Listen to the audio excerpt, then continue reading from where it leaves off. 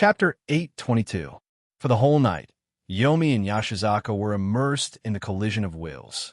The sky and earth were spinning, and the sun and moon were dim. In the distant and unimaginable snowfield, the sky was already falling and the earth was cracking. Wild warriors and monks who had broken their vows. They laughed heartily and were immersed in blood and fighting.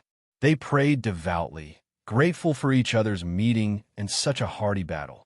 A clear fist mark appeared on the sword saint's skinny face, and on Elder Luo's body, sword marks crisscrossed like a net. Once and again, countless times, they closed their eyes and imagined the beauty of meeting each other, smiling, until the sun shone at dawn. The burly old man looked back at his opponent beside him. "Are you satisfied, Yomi?" The old man let out a sharp laugh and let him wipe the saliva from the corner of his mouth. His eyes were shining with a terrifying fire. It was so dazzling. "Can we do it again?" He said. "I want to do it again." "Forget it. I'm afraid I won't be able to hold back and really kill you." "Huh. You say it as if you can do it." The sword saint laughed. "I haven't lost yet. I haven't died yet. You're just being shameless. I won't play with you anymore." Elder Luo said in disdain, "You can't afford to play, but we can keep playing. But it's meaningless." Elder Luo said, "No matter how much growth and joy you gain, it will only increase the pain and sadness of death. You should learn to stop." Then the last time? The last time. The two old men smiled and stared at the rising dawn in the distance. This was the last time they played. When a morning dew wet Huaishi's pants, he saw Elder Luo walking out of the gap. As if he had returned from a night trip, he was satisfied. His footsteps were light, and he hummed a vague song. He saw Huaishi leaning against the corner of the wall. "Are you leaving?" Huaishi asked. His footsteps paused for a moment, and he looked over. Huaishi also looked at him. His expression was calm. "Yes, time waits for no one." Elder Luo said, "Before death comes, we all have things to do. We can't rest yet, be it me or you." "Where are we going?" Huaishi asked. The old man said, "To finish the unfinished business of the past." He took a deep look at Huaishi. "If you feel sorry and want to repay me, I only have one thing for you." Huaishi did not answer. Elder Luo didn't say anything else. He waited for him until he shook his head. "I don't want these things." The old man smiled. "Then do you want money?" "I still have money here. This is not something that can be exchanged." Huaishi said, "You taught me drummer, use steps, ultra state, and now you're teaching me these. Mastery state, help me gain a foothold in incontinent. Help me increase great Si Ming's divinity. I really appreciate it, but I can't do it. I haven't even said anything yet." Huaishi was amused. He could not bear the absurdity and anger rising in his heart. "But what else can you ask me for?" Luo Xian. She was the only person he cared about in this world. Other than that, was there anything else that could make him spare no effort? Under the rising sun, the old man in the shadow stared at the student in front of him and told him word by word, "One day, if everything is irreversible, Huaishi, please kill her." Huaishi was indifferent. "Do I have to do it? Because only you can kill her, isn't it?" The old man said, "Only you personally created her today, a child of the abyss who is even more unrestrained than before." He said, "You have the responsibility to kill her. Everything is not irreversible." Huaishi said, "Even in the end, there is no end to speak of," the old man said. "You have seen the end. Since the end of the rookie competition, what remains is no longer a state that you and I can understand, the so-called solidification, the so-called sublimation. They were originally one body. They were all rebellions that broke away from the Silver Ocean. If the existence of the Silver Ocean was regarded as a whole of humanity, then the sublimers and the solidifiers were unforgivable heresies.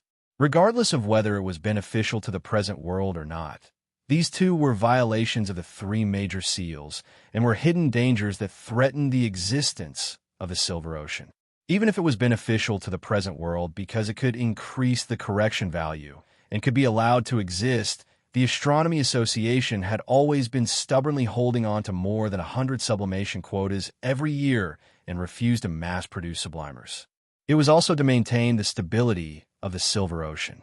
Actively extracting a soul from the silver ocean through technology and means, no matter how cautious they were, would cause damage to the silver ocean. Even if it was a wild sublimer like Huaishur who broke free from a main body through various accidents. Even if the consequences were smaller, it was not worth encouraging and advocating.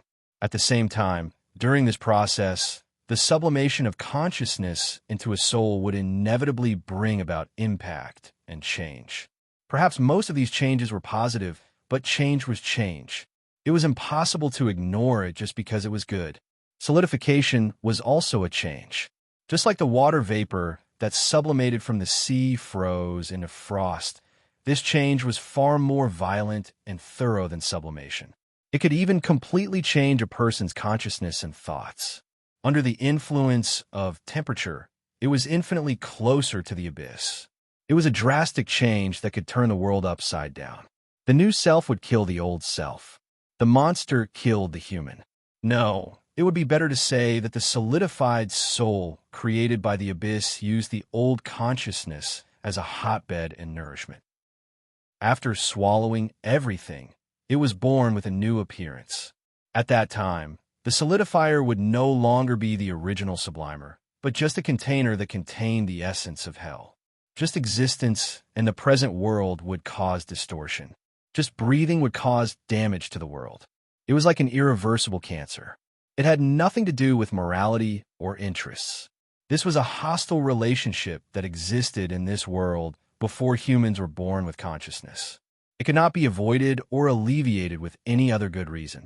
Once Luo Xian became to that extent, Huaishur could never be compatible with her. She was originally heading towards solidification, the old man said, but she was changed by you.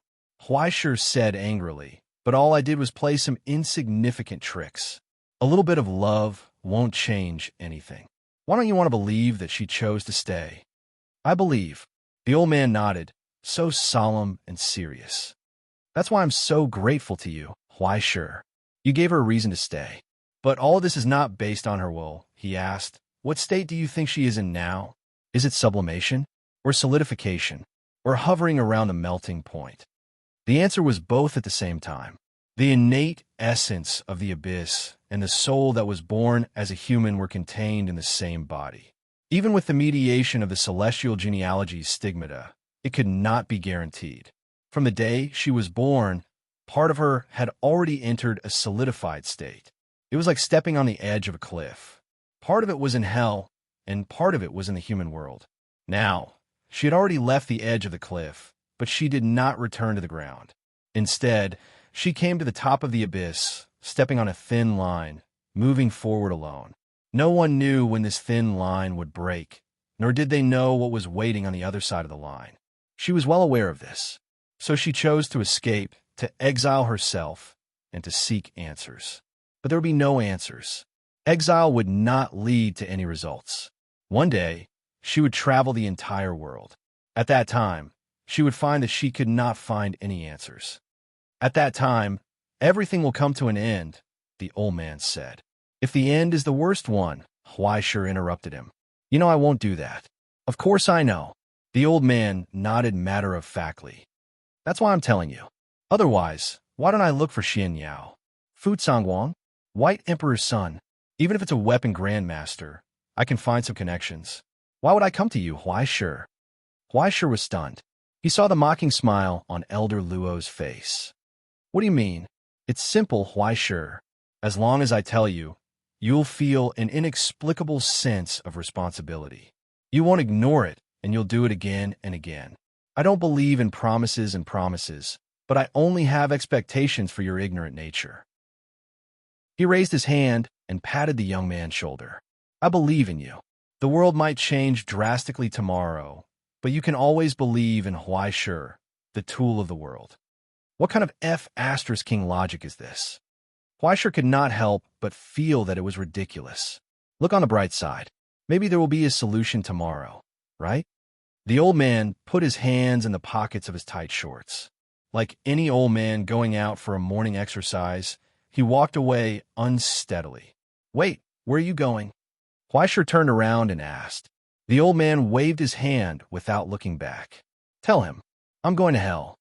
Kavanasi, India. A scorching wind blew from afar. The traveling girl looked up at the tragic scenery below the ridge. She could not help but sigh. It's just like hell. Beside him, a stooped Indian was holding a walking stick. He wiped the cold sweat on his forehead. If you go any further, you'll be out of our range, Madame Luo. Ah, it's okay. It's good enough that you can send me this far. Luo Xian moved her body and listened to the creaking sound from her neck. I'll walk on my own from now on. Please be careful. The guide swallowed and looked down at the hell on earth below. People who could come here probably did not care about safety, right? The Kavanasi Temple, which was once the most prosperous holy land of destruction in India, had now sunk into the darkness behind the light of isolation. Through the faint light curtain, one could see the wriggling ferocious objects in the darkness and the burning blood on the dim light. 50 years ago, 1/3 of the Indian lineage was pushed to the brink of destruction overnight. Even after so many years, it was still difficult to recover. The culprit who caused all this, the element of destruction that caused the Kavanasi Temple to fall into hell, the Pied Piper, had long disappeared into the darkness. To be honest, I'm curious. The guide mustered up his courage and said, the interior of Kavanasi is already a real hell. Although is offensive to God Shiva, is already a place where evil is entrenched. One day, the Tianwen Association will ignore the objections of the lineage and sink this place into hell. Over the years, it's not that no one wanted to enter it, but they were all desperate desperados or simply explorers who had no way out and wanted to make a comeback. Very few people returned. But why did someone like you choose to come here? Do I look different from those people? Luo Xian laughed. To be honest, I'm more afraid of you, the guide said bitterly. The guide replied bitterly. Even though the young girl in front of him had never done anything violent or bloody, he could instinctively sense the malevolence and darkness that made him shudder. She had never tried to hide her feelings. To be honest, it's just on the way. Luo Xian thought for a moment and said seriously, but I thought that since I'm passing by, I might as well go to the place where my father studied. It's also a kind of spiritual baptism. She paused and stared at the hell in front of her. She whispered softly, besides, I'm also very curious. What does my mother's hometown look like? Chapter 823. He felt as if he was in hell. On the operating table, Yu Dongri listened to the sounds of the instruments colliding with each other. He could not help but imagine that he was an innocent victim lying on the experimental table of a mysterious organization. Soon, a bunch of biochemical organs and viruses would be stuffed into his body, turning him into a messy monster. Then, a chip would be inserted into his brain, and he would become a random soldier that the main character in a fantasy story would kill after breaking into the enemy's base. While his body was being torn apart and cut apart, he still seemed to be distracted. His mind was filled with messy plots. He was laughing at himself. Then, the chief surgeon raised his head and looked at him. The eyes behind the mask were serious. Name? Why sure. He subconsciously hesitated for a moment before replying. Then, he saw the chief surgeon's expression become serious. His self-awareness is in disorder. The operation will be suspended. Hurry up and arrange for a CT scan of his brain. Maintain the source. No, I'm just kidding. He practically dragged the hole in his stomach and jumped up from the operating table. I'm Yu Dongri. Yu Dongri, okay? Mr. Liu, you better not have a sense of humor when you're so serious. The chief surgeon picked up the oxygen mask and stuffed it over his face. He turned around and ordered the anesthesiologist, add 50 grams of Forsyth for get worries. Use the B for concentrated version. Yes. Soon, a faint purple gas flowed into his mouth and nose. Like ice water, it extinguished the messy thoughts in his mind and suppressed his emotions. Only cold, mechanical thoughts were left. Everything is normal. The operation will continue. Just like that, he raised the chainsaw and cut open the layers of steel that covered Yu Dongri's heart. Sparks flew everywhere. An ear-piercing sound rang out. The box that imprisoned the demon was gradually opened. The seals that Huai Shi had placed on Yu Dongri's body were removed layer by layer. Outside the operating room, behind the floor-to-ceiling glass, Perron stood quietly with an expressionless face. He clenched his fists tightly behind him. His iron fingertips rubbed against each other, creating sparks. Uneasiness. "Don't be nervous." A voice came from the shadow beside him. "For this kind of thing, it's easy to do it the first time, but it's easy to do it the third time or the fourth time. Steady, steady." In the silence, Perron turned around indifferently and looked beside him. The woman drinking milk tea, the shadow under her feet, and the huge bird spreading its wings in the dark. "Tanguy, what's the matter? If you really want to comfort me, I only have one request." "Okay, go ahead. It's okay to change the lines you like. Just don't talk. I beg you," said Perron. "Ahaha. My loving father is really scary when he's angry." Tanguy stared at the faint lightning in his eyes. She smiled but didn't say anything, because there was a clear, cracking sound. The last shackle was broken. There was no heart behind the iron shell. Instead, there was only darkness and nothingness. It was like a crack leading to hell, surging with tides. At that moment, Yu Dongri's eyes fell into a daze and calmness. In the darkness, a pair of scarlet eyes slowly looked up. The eyes were like a gorgeous wheel, with countless needles spinning rapidly. A shrill sound burst out. The moment the chainsaw was raised, a sharp needle of darkness condensed into the shape of a needle and flew out from the crack in the heart. The chief surgeon's movements didn't change at all. He put down the chainsaw indifferently and picked up the instrument in his hand again, because there was lightning bursting out of nowhere. As Perron lifted his finger, the ruler embryo's power was instantly crushed. But right after that, even more sharp needles flew out from within. 1 second, 2 seconds, 3 seconds for seconds. The appearance of each needle gave people an unrealistic feeling of trance, as if time was rapidly passing. But immediately after, it was shattered by endless thunderbolts from the void. There were some needles that slipped through the chief surgeon's body, but the chief surgeon held the instrument expressionlessly and stabbed into the darkness. His hands didn't tremble at all. An ear-piercing sound burst out. In the countless cracks, the mosquitoes stopped moving and died in an instant. But in this desolate border, except for Perron, the chief surgeon's team, and Yu Dongri, there was no other living thing. Tanguy calmly drank her milk tea and let the needles that grew out of nowhere penetrate her body. Then, the needles disappeared like phantoms, as if they had never existed. And from that moment onwards, the solidification began. The crack in the heart spread rapidly, but it was blocked by the instrument in the chief surgeon's hand. 2 fist-sized, semicircular, complex instruments closed in the hole in the heart. After combining the technology of the Continuation Academy, a new law was born and instantly sealed the ruler embryo inside. In the darkness, countless needles spun wildly.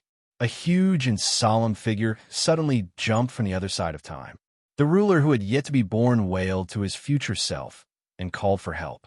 Then, the ruler in his prime descended from the sky. Then he saw the man in front of him, his bald head and his iron fist. King Hebe raised his eyes. An array of blazing lightning shot out from the corner of his eyes. The golden hand had already grasped his neck and slowly pulled him up from the ground. The terrifying power that was second only to the natural enemy had descended here and suppressed the monster's performance. This was the border, the edge of the 3 blockades. It was not in hell where he ran rampant. "Is this all you can do, Dongli?"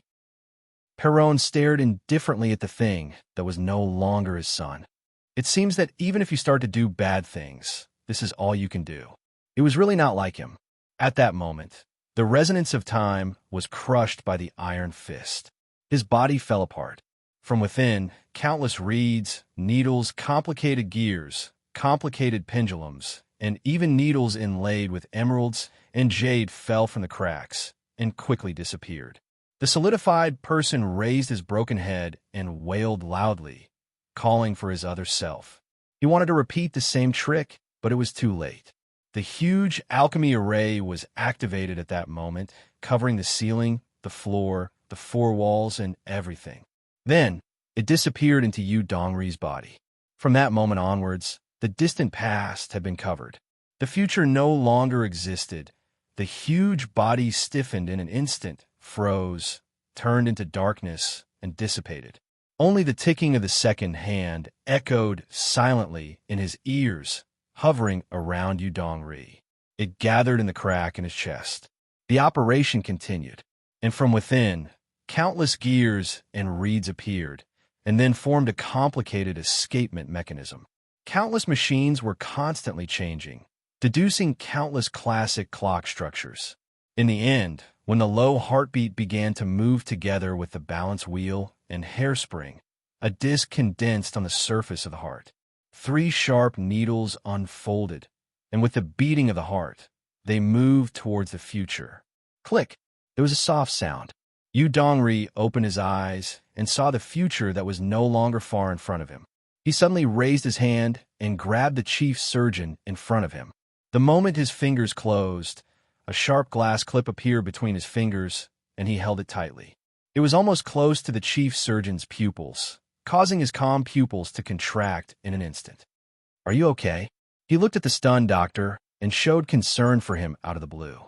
The chief surgeon frowned and was about to speak when he heard a loud, shattering sound. The floor-to-ceiling glass that had cracked during the struggle finally could not bear the weight and fell apart. Countless shards flew, but the place where the two of them were was not affected at all. The only fatal hidden danger had long been removed in the past, dead silence. The doctor was stunned on the spot, and Yu Dongri looked at him, waiting for his answer. He swallowed. "I'm okay. The operation was a success. What am I? A substitute? A damn pawa?" After wearing countless observation devices, Yu Dongri stood in front of the shooting range and tried to move his body, but he found that there was almost no difference from before. There was no increase in strength, and he continued to be so weak that it made people cry. After taking 2 steps, he was panting. At most, he just said goodbye to the wheelchair. However, behind him, there was a pitch-black projection that moved according to his movements. It followed his changes and formed a ferocious humanoid creation with sharp edges and corners. It was like a demon created from the crystallization of hell, and it looked exactly the same as the ruler who had never been born and died in the womb. However, it had lost its terrifying corrosive nature and turned into another body that could freely switch between source substance and matter. Between the two, there was a thin rope that connected and sank into Yu Dongri's heart. When he received the notification that the test had begun, he lowered his head, picked up the pistol on the table, and aimed at the target in front of him. After thinking for a moment, he pulled the trigger repeatedly, but there was no sound of gunfire.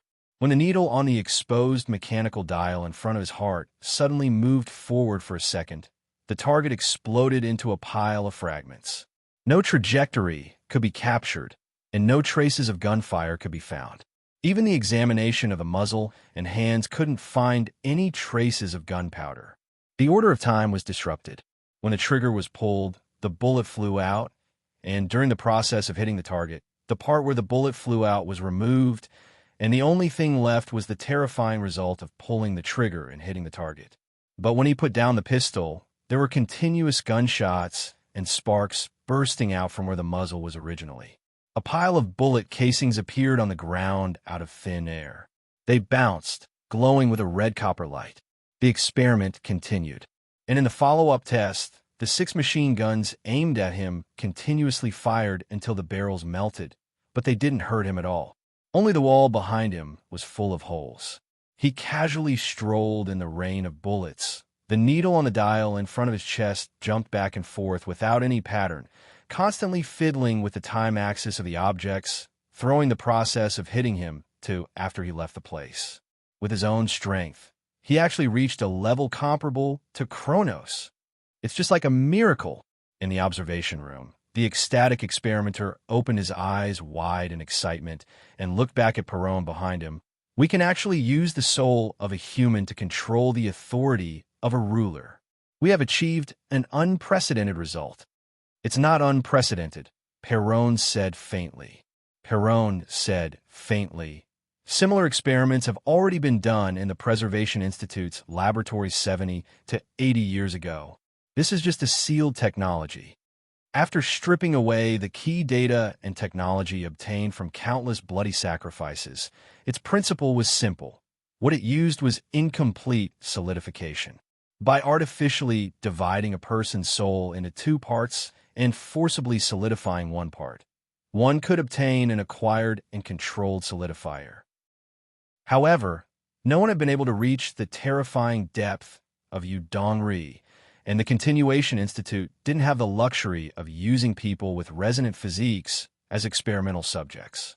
Using the pollution that Huai Shi couldn't eradicate, the process of transforming into the abyss was restarted, and the range was limited to Udongri's heart. Through the dusty technology of the Continuation Institute, under heavy blockades, the solidification was now within the controllable range. At that time, the solidified part of the soul couldn't cover the entire soul outside and could only turn inwards and complete itself in this narrow range. Even if it was the weakest and most basic structure. Like a weak premature baby, it was congenitally deficient and difficult to grow. Then, Perron, the ascendant who was second only to the 7 natural enemies in the entire realm, completely crushed the ruler's consciousness, smoothed it out, and controlled it with other technology. In the end, with the umbilical cord that couldn't be cut short as the hub, Udongri's soul controlled his solidified body, achieving a different kind of control. This time, I'm a mother. Udongri's excited shout came from afar. The corner of Perron's eyes twitched, and he couldn't help but want to clench his iron fist of domestic violence. But after holding it in for a long time, he finally turned around and pushed the door open.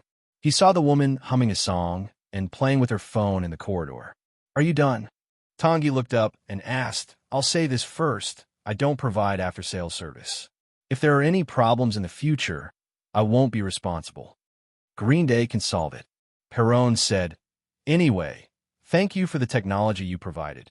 Don't worry about it. Tangi smiled happily and sighed meaningfully. I'm just thinking about my silly child. In a long silence, Perron was stunned for a long time. After a long time, he sighed softly.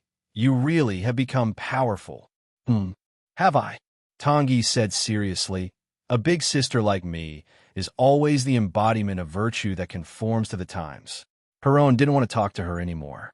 In just 2 days, he was angry that he hadn't been in the past few decades. He was physically and mentally exhausted. After quitting smoking for so long, this was the first time he needed the comfort of nicotine. He shook his head and asked directly, What I'm more curious about is, you actually came out? It's strange. You can betray me, so why can't I come out? Tangi asked back. I can't stay in a ruined library for the rest of my life, right? If that's the case, Russell's movements during this period of time can be explained. He pinched his chin and pondered for a moment. His expression gradually became ugly. Wait, do you want to rebuild the utopia? Tangi's expression didn't change. Why not? Give up. It's no longer realistic, Perron said indifferently.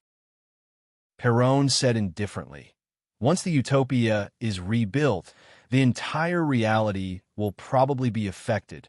Source substance, spirit essence, and transformation.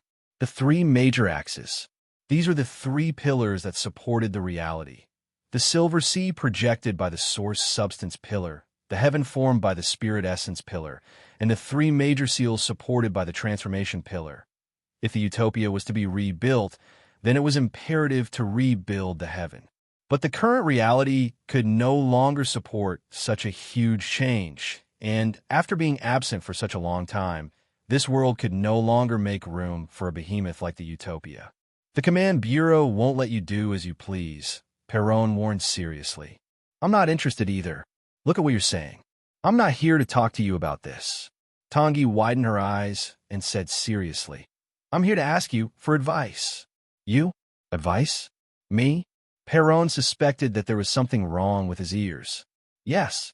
Tongji came closer and held his hand. With a serious expression, she asked, You've been a godfather for so many years and taught so many children. You must be very experienced. For example, if a child reaches puberty and often ignores you or even despises you, how should you make him respect you like he did in the past? She thought for a moment and added, It's best to make him rely on you, the kind that can't leave you in a long silence. Perron was silent for a very, very long time. His indifferent expression gradually shattered, and what emerged was an indescribable shock and disgust. Tanguy, people can't, at least they shouldn't. Chapter 824. 2 months later, when the early winter snowflakes fell from the sky, the special envoy commissioner from afar finally stepped into the land of Doomsday after passing through the customs of Kyoto. Holding the sign of the Roman genealogy, the commissioner was able to go straight into the increasingly heavily guarded campus. He came to the office floor of the main building and saw the young man with a kind smile on his face. "You want to see the teacher?" Forrest Hutt turned the document in his hand over and over again, full of curiosity. "Roman?" "Yes, that's right." The commissioner behind the desk did not show any signs of uneasiness when faced with difficulties. He calmly replied, "I just have a notice to pass on. My identity can be guaranteed by the Mercury Agency under the Roman Hall of Chancery. You can verify it on the spot." Forrest Hutt shook his head. "What's the matter?" "It's the same if you tell me." "Sorry, I have to see him in person." The commissioner raised the box in his hand and showed the chains on his wrist and the box, including the things inside. They're all things that have to be handed over to him in person. "To be honest, I believe that you are not some random person in disguise." Forrest Hutt scratched his face and said straightforwardly, "But your organization's reputation is not very good. Do you understand what I mean?" The commissioner nodded calmly. "So I can understand your cautiousness. Simply put, although the Hall of Chancery was the center and core of the Roman genealogy and was very dignified, the suffix was different. Mercury Agency, named after the traveler of the 12 main Roman gods.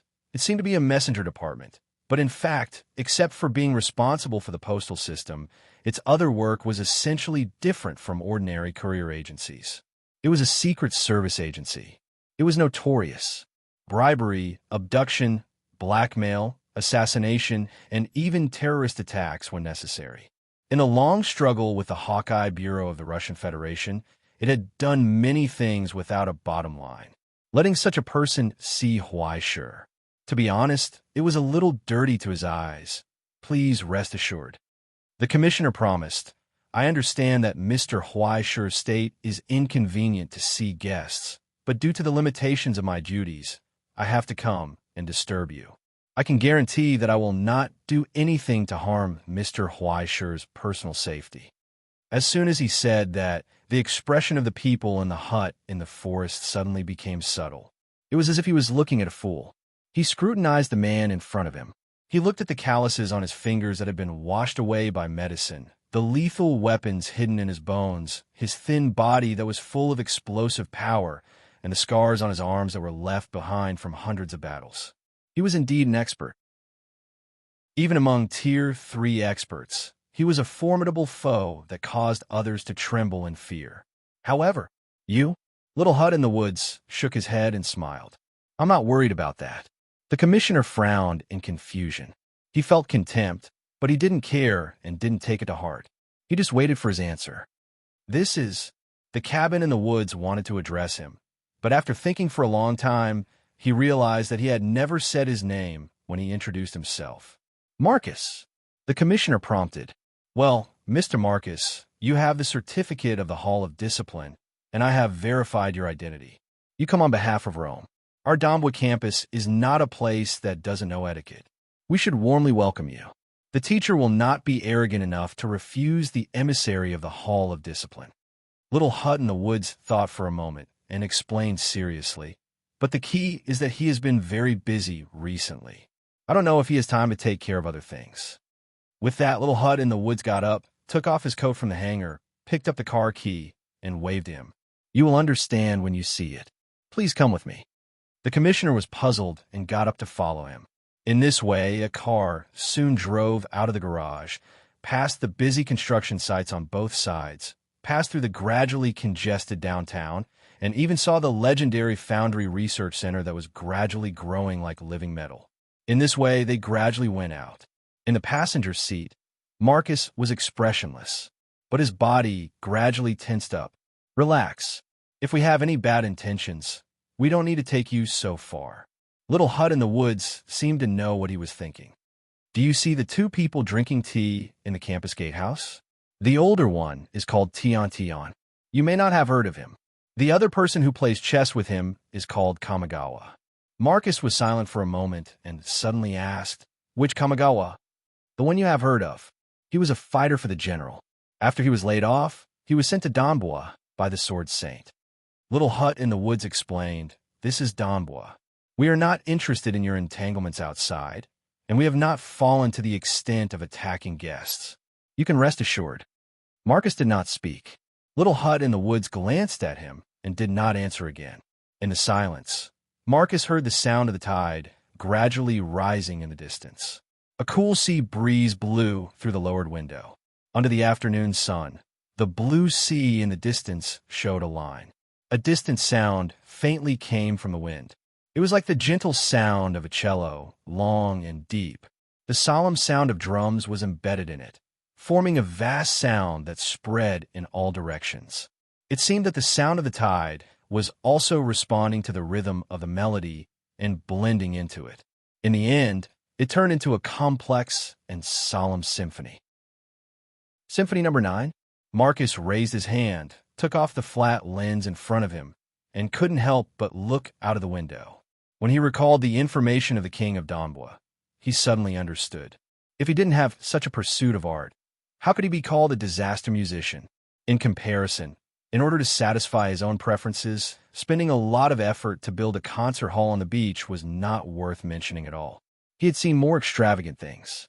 Compared with those things, this pure passion from the heart was even more admirable. However, when they turned around the ridge, they did not see the huge and solemn concert hall that they had expected. There was not even any sign of construction. There was not an entire orchestra playing here. There was only a bare beach and a small dock that stretched forward into the sea.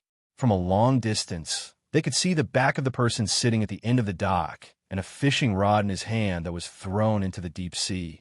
The vast sea and the people were connected by a line.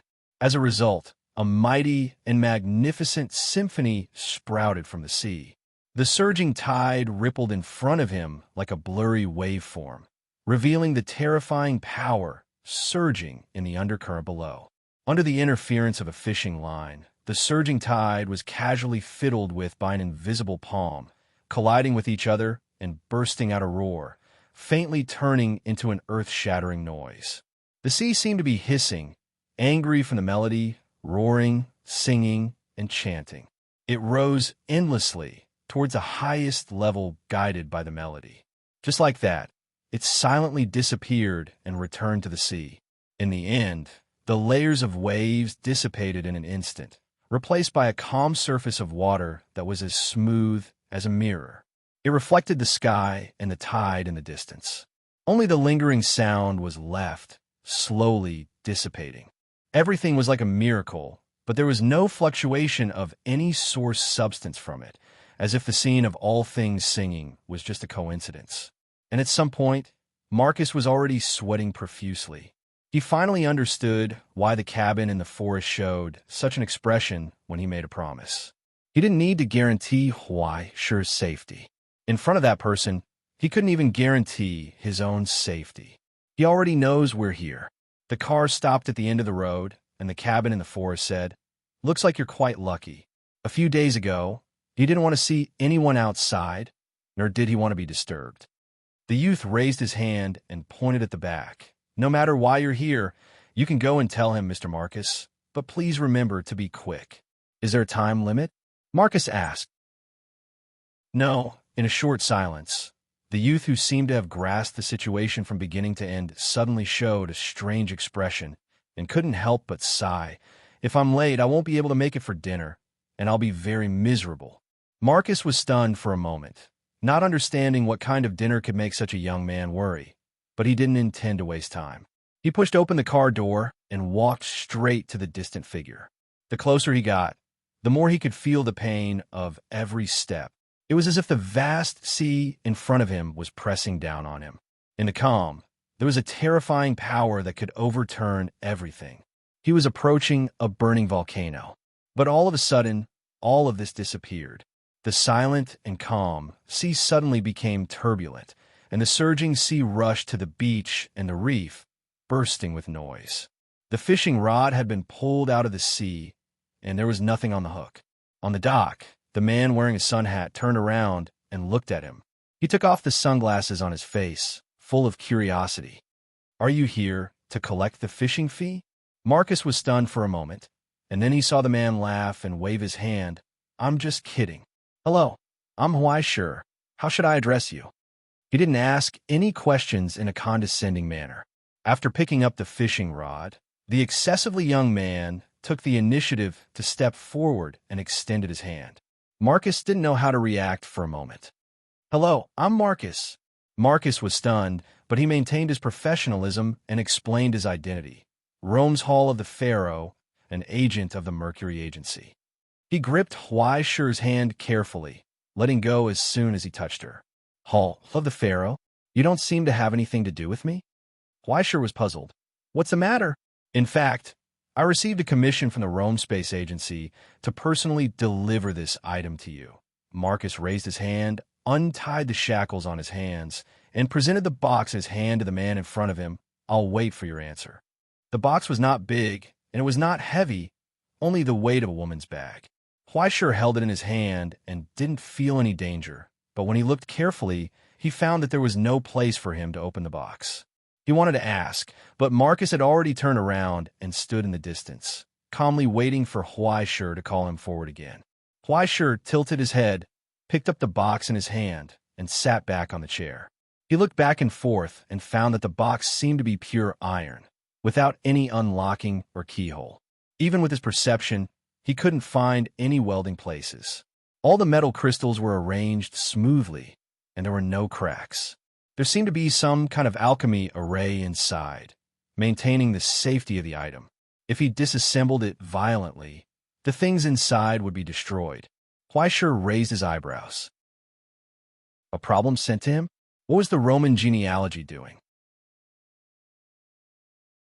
Chapter 825. In fact, this thing did not stump Huaishur for long at all. There was no need for the hand of confinement that was now integrated with the casting furnace. With Huaishur's attainments in metals, he had already figured out the structure of the internal alchemy array through the box. Then he just found a few places, entered the source substance a few times, and tried the password to open it automatically. The box was just to verify Huaishur's identity. The person who opened it must be an alchemist proficient in metals. But when the box shrank and disintegrated inch by inch, there was nothing inside. There was only a symbol in the core. That was the emblem of the Helios workshop. Now, as the complex structure of the box continued to change and shrink, in the end, it actually overlapped into a fist-sized iron ball and fell into Huaishur's hand. Through the fine hollow texture on the surface, he could feel the source substance moving in the complex array inside. Then, dozens of layers of the core moved, and in the end, it formed a map that he had never seen before. At that moment, the rope of sorrows sent out a profound sound. It made Huaishur freeze in place. According to the agreement from a long time ago, the alchemy workshop, the Helios chariot, called out to the alchemist who had made a contract with it. Marcus did not come on behalf of Rome at all, but this notice was passed on by the Mercury organization on behalf of him. Now, as the iron ball slowly unfolded, there was a faint flame in it. The Helios workshop was waiting for Huaishur's response. The simplest way was to accept or refuse. Huaishur fell into silence. In a long silence, he raised his head and stared at the city behind him, the area that was gradually growing and flourishing. Everything had changed too quickly.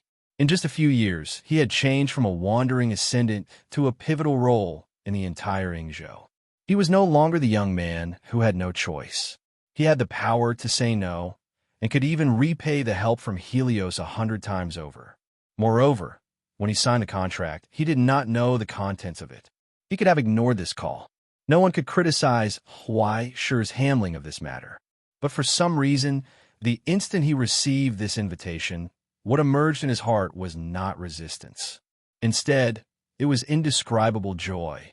Even the sea breeze blowing from afar seemed to have become fragrant. A new adventure called to him. He chuckled softly. He no longer hesitated. Have you decided? Behind the screen, Russell scratched his head. Helios is not a peaceful place.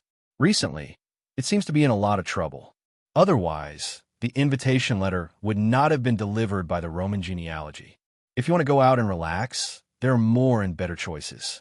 Look, isn't Shambhala a picturesque place? Huaisha laughed. I feel like I'll be in trouble no matter where I go. Is there a difference between Shambhala and Helios? Since you've decided, I won't object. Russell pinched his chin. Thinking about it, I'm quite surprised that you've been able to stay in Donbua for so long. In the past, you'd always leave when you caused trouble. This time, you've cleaned up your own mess. I think you've learned your lesson. Huaisha could not help but roll his eyes. Don't pretend to be obedient after taking advantage of me, okay? He retorted. I've been a tool for so long. Can you stop thinking about making arrangements for me? Look at what you're saying. This is a teacher's love for his student. You're hurting my heart. Russell laughed strangely and asked, How's your body? It's not wise to go out in this state. You can't go into the abyss just to fix a car, right? Huaisha sighed and scratched his head. It's okay. I'll bring Beelzebub. I still have Supreme anyway. At least I can run away if things go wrong. After getting used to his extremely strange luck, he had accepted the fact that something would definitely happen whenever he went out. It was impossible for him not to be prepared. After personally witnessing the duel between Elder Luo and the Sword Saint, his own development of resonance had reached a whole new level. Resonance may not be the most destructive of Supreme, but it was definitely the most versatile type. He had not been sitting by the beach these days to fish for fun. Instead, he had seized the time to consolidate the experience and understanding he had gained from that battle. In the end, what he had gained was not the scene that Marcus had seen, but a more subtle perception. The scale of the ocean rumble seemed terrifying, but it was actually the result of more than 2 hours of channeling by the beach. Apart from training his control, it did not have any actual combat value. His opponent would not let him channel for 2 hours and then stand still and let him stuff the ocean rumble into his stomach. Until now, Huaisha could only say that his Supreme was just a beginner. He did not dare to say how good it was, but at least he had a chance to escape when facing those unreasonable opponents in the past. Running fast was better than anything else these days. Really? Let's hope you can escape. Russell's smile became strange. Without waiting for Huaisha to ask again, he suddenly snapped his fingers. Speaking of which, it's about time. What time? The time to place the order. Russell lowered his head and looked at his watch. It should be now. Before he finished his words, there was a knock on the door. After pushing open the door, he saw a familiar smiling face with a camera on his shoulder. Hello, yesterday's delivery. The delivery man introduced himself and then asked directly, Name? Huaisha turned around and looked at the screen expressionlessly. Russell had already picked up the teacup and pointed at him with his mouth. Hurry up and started performance. I've been waiting for this. Huaisha closed his eyes and pointed at the corridor outside the door. Get out. Don't, brother. This is a special request from the customer. Aren't we afraid of sending it to the wrong person? The delivery man squeezed out a smile from the gap of the door. Please cooperate. Can't you just cooperate? Cooperate my ass. I didn't buy anything.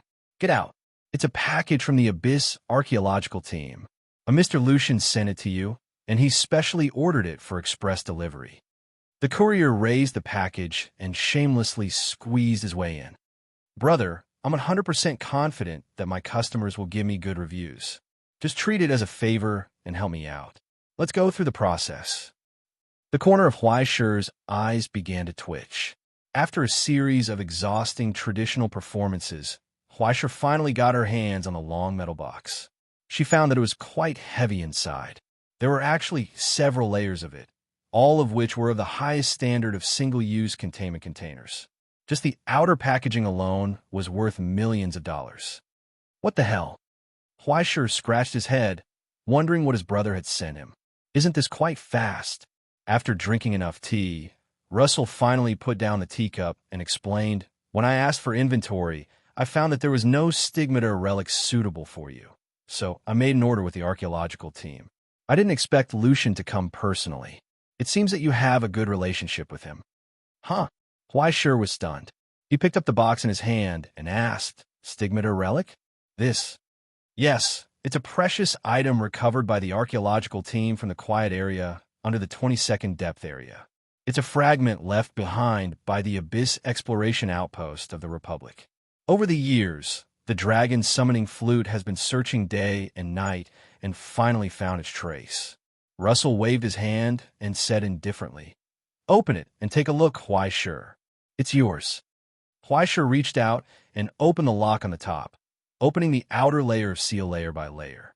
In the end, after opening the last inner cover, he saw the incomplete creation sealed in the core. It was like a rusty iron rod half the height of a person.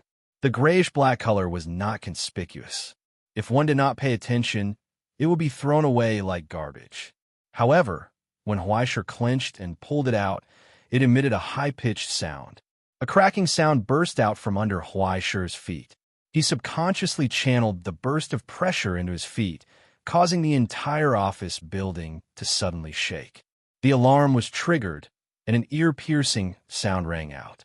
Countless traces of rust faded in an instant, revealing the color of steel.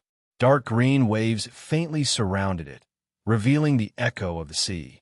The inscriptions of the past had all disappeared, leaving only vague engravings to prove its identity.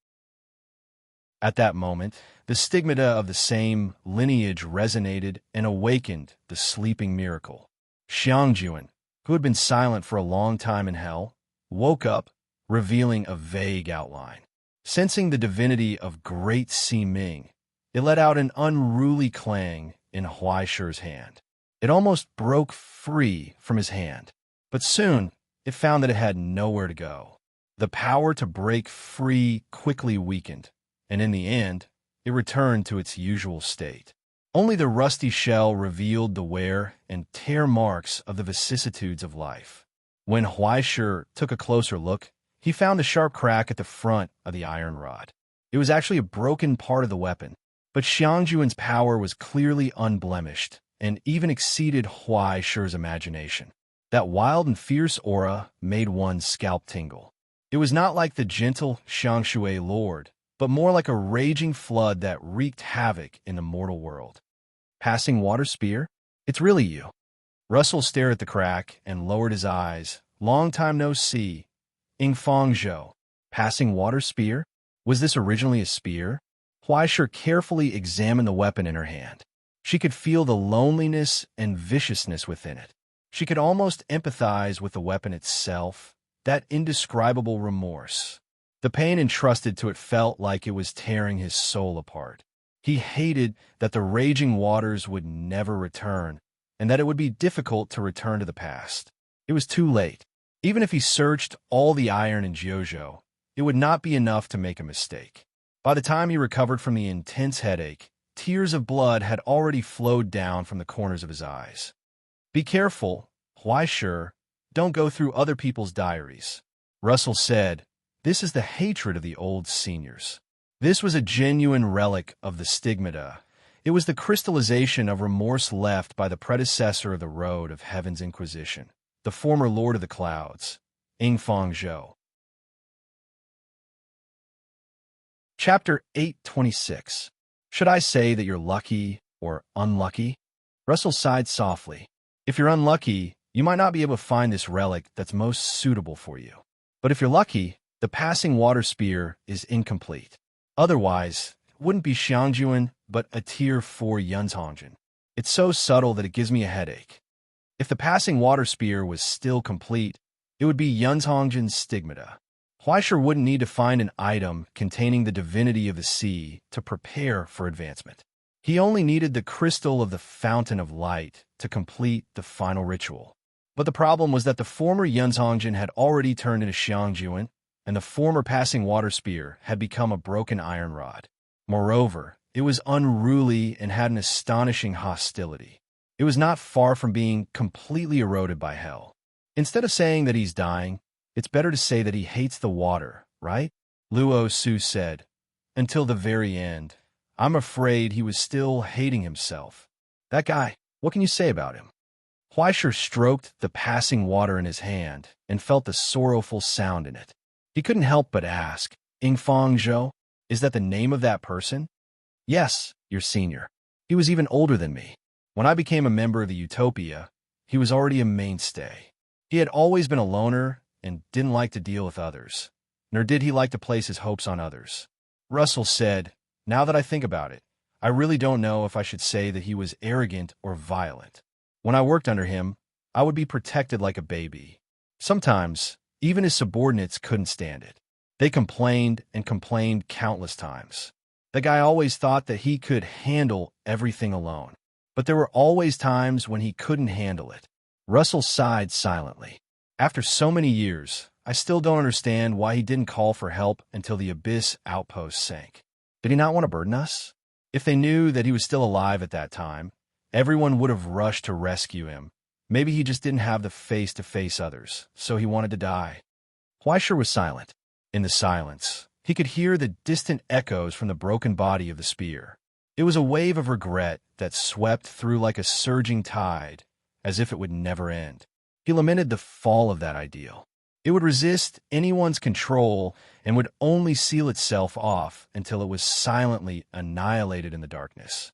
The rolling Yangtze River flows eastward, leaving behind only those who regret it for 10,000 years. He hated water. Then let's call it hateful water. Huaisher swung his hand, and the broken gun in his hand buzzed, causing the entire building to tremble again. It was the water flowing in the pipes that caused ripples. Violent energy surged. Do you need me to get you another one? Russell asked. It seems like you're not very compatible with it. No need. It's to my liking. Huaisher lowered his head and looked at the body of the spear that buzzed like a dragon on his knee. He whispered to it, before this hatred dissipates, we still have a long time to be friends. As if it understood Huaisher's words, the body of the hateful water spear shook again, causing a crack between his thumb and forefinger. Blood seeped out, and then the wound quickly healed and disappeared. Russell laughed. Be careful. It has a temper. I know. Huaisher put it back into the box and shrugged indifferently. Anyway, I have a chatterbox here. They could talk all the time. With Xiang Jun's relic, the hateful water, Huaisher at least had power and weapon that he could use during the period when the sacred mark was disconnected. Moreover, this power was very compatible with his own supreme, and there was a lot of room for him to use. So, is there anything else that you need help with? Russell asked at the end. Yes, there's a lot. Huaisher rubbed his face. I'm lacking a lot of things here. Could you help me settle the spring of light crystal? While the spring of light crystal was precious, the ivory tower was so huge that there should not be a single piece, right? Of course there's such a thing. Russell answered matter-of-factly. Although it's basically extinct, the ivory tower is a remnant of the Utopia and naturally has a lot of it. Excluding the one I used for my ascension, there are now 4 pieces. One is installed on the iron crystal base, the core of the Grandmaster's furnace. Another is installed in the dragon's summoning flute, the most important lens. The other 2 are kept in the 2 Abyss campuses, important components of the main framework of creation. Luo Su shrugged and replied with a smile. Any one of these 4 places can help you advance. Which one do you choose? Huaisher rolled his eyes. Then can I have all of them? That will depend on your own efforts. Russell egged him on. Go talk to Isaac Mikhail, Ramanujan, and Madame Chun. As long as you persuade them, I will definitely support you unconditionally. He might as well not have said it. Huaisher could not be bothered with him. There were 4 of these things in the ivory tower, but these 4 things were used in the vital parts of the ivory tower. Huaisher was not so arrogant that he would reverse the organization's plan for his own ascension. The dragon summoning flute, the iron crystal base, and the 2 Abyss campuses. One was the top radar in the entire territory. The other was the exploration base of Hell, and the other 2 were the assets that Russell had worked so hard to gather over the years. If any of them were missing, the ivory tower would suffer great loss. But aren't you going to the Helios workshop? Russell asked. Go ask them. Helios definitely has these things. Really? Look at what you're saying. Do you think I would lie to? Before he finished speaking, after noticing Huaisher's numb eyes, Russell suddenly coughed twice. Don't worry, I will never lie to you about this. Even if the entire territory is destroyed, Helios' treasury will definitely have these things. You been there? Huaishi's eyes became more and more suspicious. He even began to guess if this old guy had done something there when he was young, and now he wanted to use him as a scapegoat. Isn't this nonsense? Russell was about to get angry. Don't tell me you still haven't figured out what the fountain of light is? Isn't it just a spring? Looking at Huaishi's confused face, Russell was a little angry. After staring at him for a long time, he could not help but look up to the sky and sigh. He forgot that this thing was not something Huaishi could access. In the end, that woman Tongi dropped the ball and did not even mention this. Listen up, Huaishi. The so-called fountain of light is not some spring water, border, or place in hell. It's a phenomenon. It was a phenomenon created by the gods. To be precise, it was a phenomenon created when the gods fell. When the gods of the past faced death, their enormous bodies would fall from the highest point of the realm. The will of heaven, the miracles, and even the origin substance that they had accumulated throughout their lives would flow out from their gradually crumbling bodies like blood, turning into a vast stream of light that penetrated the heavens and the earth. Collapse, all the way to the deepest part of hell. This was the last favor left behind by the gods. The magnificent rainbow light that penetrated the present realm, border, and hell seemed to distort time, connecting the past and the future, creating countless untouchable mirages. It was because of this that it was called the Fountain of Light, and the crystallization of the Fountain of Light was the essence condensed from the dissipated providence. In other words, Huaishi was dumbfounded for a long time before he reacted. If I want this thing, I have to find a god to stab to death first? Regardless of whether you can stab them to death or not, the gods are now about to become rare creatures. Huaishi. Russell looked at him with a disappointed expression. They are strictly protected by the Astronomical Society. Okay? There are only 3 gods left in the world. The fate of the other one was unknown. If one of them died for Huaishi's advancement, it would be a big joke. This was not a matter of the genealogy fighting to the death, but the Astronomical Society would make Huaishi, this traitor, die without a burial place. You can't do anything about the living ones, but you can think of killing them. Russell's voice trembled. Let's not talk about other things. Isn't there a section above Helios? You don't want meat or blood. You just want a crystal fragment less than the size of a finger. You've been a tool for so long. How can you not even talk about wages? Amazing. Huaishi felt that he had reached a new height of stupidity.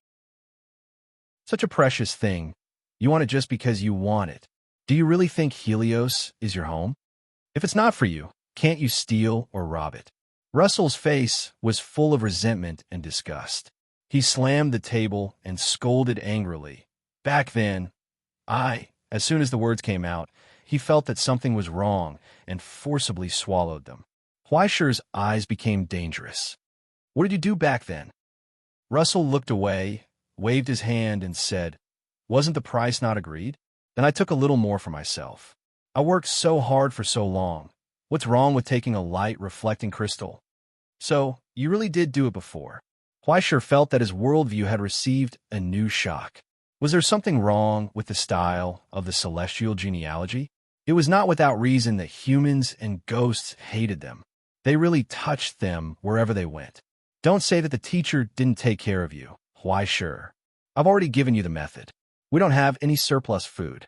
It's up to you whether to have a fat new year or starve.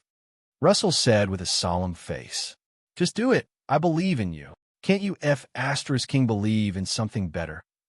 Huaishi did not want people to have any expectations of him when it came to breaking the law.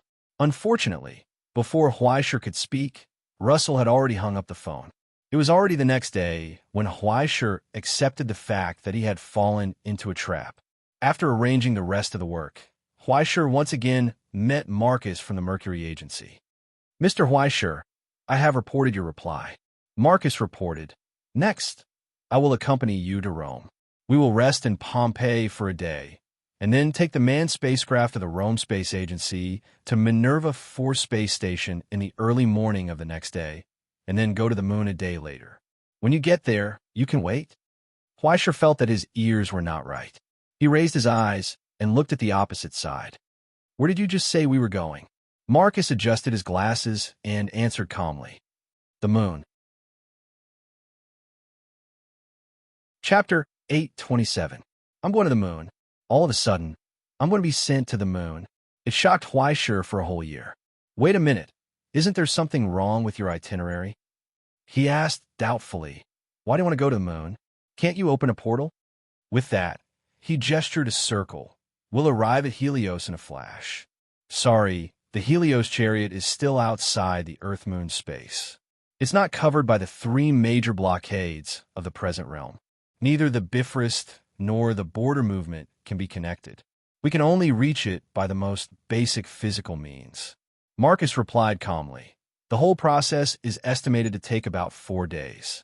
You can board the Helios workshop. Huaisher's jaw almost dropped to the ground. So, it was not just going to the moon. After reaching the moon, they had to fly out again? This was too F***ing exciting. And the problem was that in the vast space, there was no way to escape if there was a problem. What the ship blew up. He finally understood the strange look on Russell's face when he said that he could escape. I'm not mentally prepared at all. Huaisher said, I'm seasick. It's okay. We'll provide seasickness medicine. Mine is more serious. We have tranquilizers. In silence, Huaisher and Marcus looked at each other. Big brother, if you don't know how to chat, we'll kill the conversation. After a long time, Huaisher rubbed his face and sighed. Seriously, can I go back on my word? He was really a little scared. Marcus did not speak. He was calm as always. Okay. Huaisher shook his head. Since he had said that he would go, there was no need to go back on his word. Besides, he was also envious of the alchemy in Helios. It wasn't just taking a rocket to the sky. It was as if no one had a dream of landing on the moon. I only have one request, Huaisher said. Please go ahead. Let's go to Rome first. He said, I have a friend there. I promised her that if I go to Rome, I must meet her. We are pressed for time, but there's always room to squeeze, right? At this point, he couldn't help but scratch his head and look at his office. Where could he find a gift for her? They packed their clothes, packed their bags, and stuffed their equipment. He bid farewell to the crows in the Cage of Dreams. Make the following personnel arrangements. And most importantly, after giving the 2 students enough homework to do for 2 months, Huaisher carried his saddlebag out of the door in high spirits. At 2:00 in the afternoon, they arrived at Rome, the capital of Rome, known as the City of 10,000 Gods, a place where all the sources of the Western genealogy gathered. Although the name of a country's capital sounded like a Russian doll, the exotic scenery quickly attracted Huaisher's attention. There were too many things for the eyes to take in. It was great to go out alone. She could do whatever she wanted, and there were no annoying bad things following her around. Where are we going next? Asked the crow on his shoulder. Of course, we are going to the capital. Huaisher subconsciously answered halfway. Suddenly, he realized something and turned his head sluggishly. The smile on his face stiffened when he saw the black-hearted creature jumping around on his shoulder. Why are you here? Why can't I be here? Tangi asked in confusion. Aren't you my contractor? No. Why did you suddenly appear? Huaisher was dumbfounded. Haven't you been appearing and disappearing all of a sudden recently? A mature and wise big sister will always appear in the right place at the right time. Isn't that reasonable? Tangi blinked her big eyes. Besides, I have been reflecting on myself recently. Am I not caring enough for my contractor? Am I not gentle enough? Am I not understanding enough? Am I not able to listen to my contractor's troubles? Caring, gentle, understanding, listening to troubles. The corner of Huaisher's mouth twitched, and he doubted from the bottom of his heart. Do those words you said have anything to do with you? In short, I've already turned over a new leaf.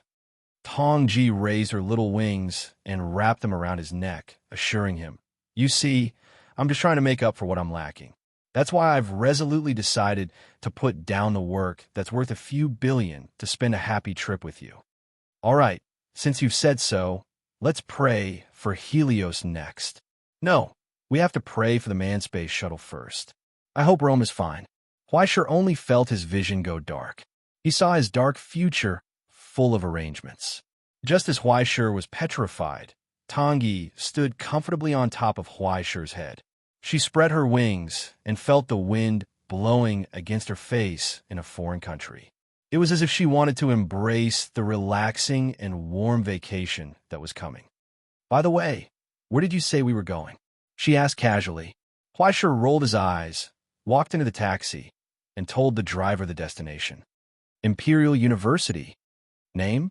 In front of the Imperial University, an old guard on the steps held a long staff and looked down at the backpacker in front of him. "Young man, the Imperial University's opening day is on Wednesday. You came at the wrong time. Why do they like to do this everywhere they went? Is there something wrong with you?" "It's not a tour, it's a visit." Huaisher raised his hand and took out his work ID from the ivory tower from his pocket, as well as his passport with the Roman genealogy stamp. In fact, he still had a military officer's ID from the Astronomy Association, which could allow him to do whatever he wanted in the present state. However, there was generally no need to show the military officer's ID. This was because when they needed a military officer, everyone usually acted directly. After they became a corpse, no one knew how to ask for the ID. Therefore, the reputation of military officers was generally not very good. To some extent, they were even more annoying than the local snake inspector. Therefore, in order to avoid unnecessary accidents, Huaisher decided to endure for the time being. Well, 3 seconds. If this old man didn't know what was good for him, he could smile crookedly. However, the scene he expected didn't happen. After the old man took the ID, although he was doubtful about Huaisher's age, he still took out his reading glasses from his pocket, put them on the bridge of his nose, and unfolded the ID to look at it carefully. He frowned. He looked down at the ID and then looked at the young man in front of him. His frowned eyebrows curled up strangely. That strange expression was as if he had seen something incredible. "Huaisher," he confirmed again. "You?" "Yes, me." Huaisher asked in confusion. "Is there a problem?" No. Please come in, please come in." The old man quickly put on a serious look and stepped aside, motioning for Huaisher to come in. However, when Huaisher walked in, he heard the old man run to the corner, slapping the wall and laughing wildly. "What the hell?" Huaisher scratched his head in confusion. But then, he heard a surprised voice. It came from the front. It almost broke. "Huaisher," a girl in the square in front of him exclaimed. "Look, Huaisher is here. Oh my God, it's really Huaisher. He really appeared. I thought it was a rumor. Oh my God." Huaisher was stunned for a moment and looked around. The pedestrians who were originally walking stopped in their tracks and followed his line of sight in astonishment. Then, they could not help but smile, as well as a pleasant surprise that could not be faked. There were even bold girls waving at him and calling enthusiastically, "Huaisher, come here quickly. Let sister hug you. Come to mommy. Let me touch you, okay?" Huaisher was stunned and subconsciously took a step back. He covered his chest in horror. They were half a world away. Was he really that popular in Rome?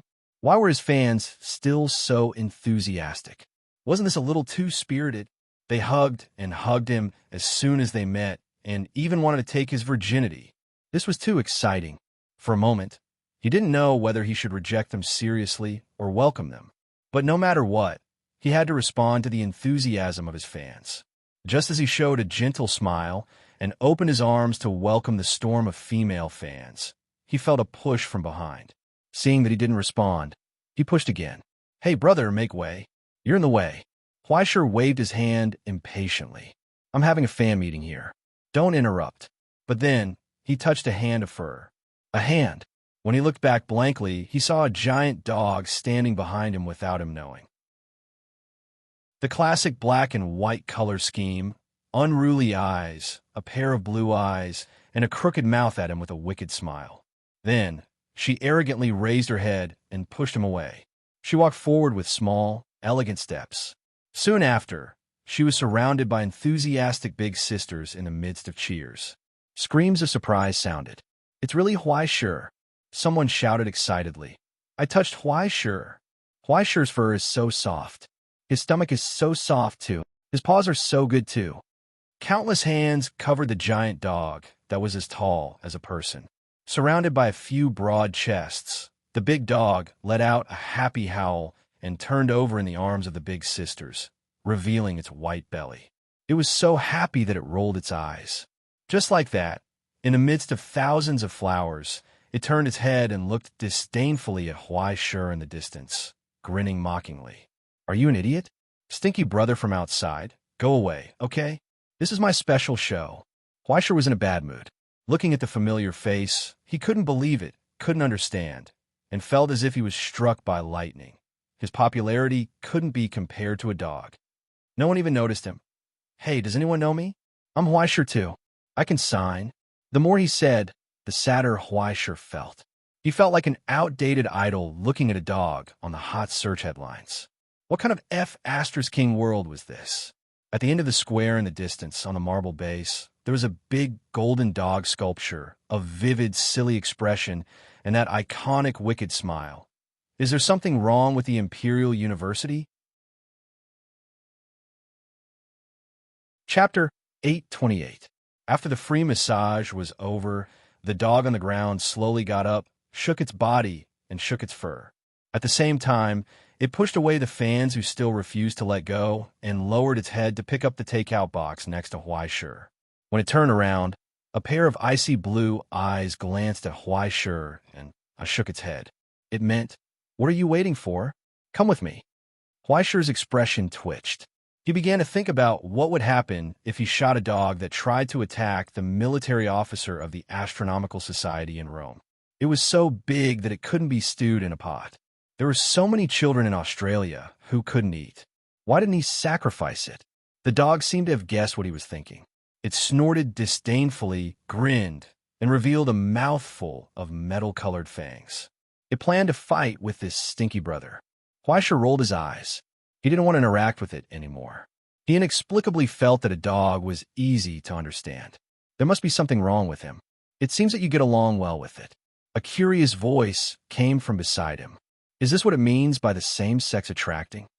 When Huai Shur turned around in surprise, he saw the person who had appeared beside him without him knowing. She was looking at him with her head tilted. Her hair, which had been cut to her ears, reflected the sunlight and glowed faintly. It lit up that pair of quiet eyes. They were full of joy. She put her hands behind her back, smiled, and waited for his answer. After a long time, Huai Shur finally came back to his senses and couldn't help but laugh.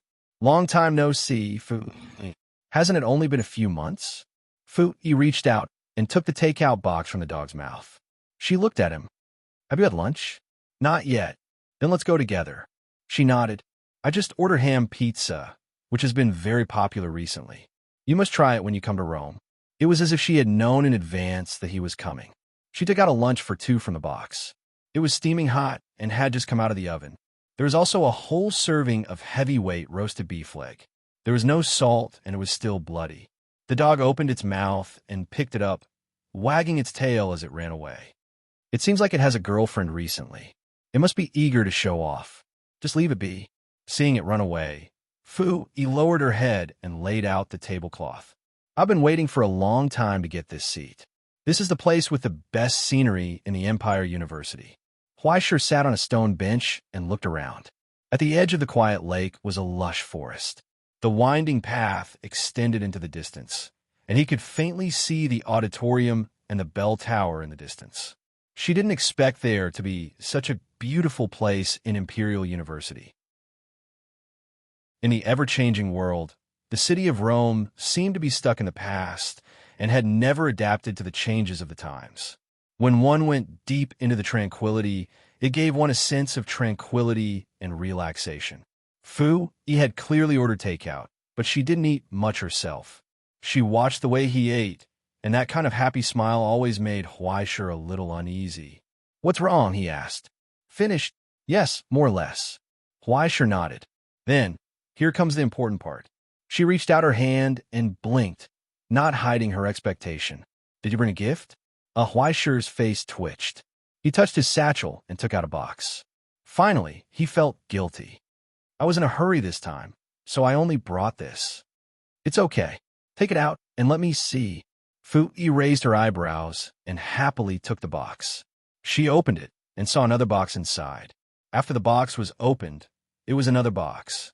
Her expression stiffened. She raised her head and said angrily, "Are you playing with me? Isn't this too grand?"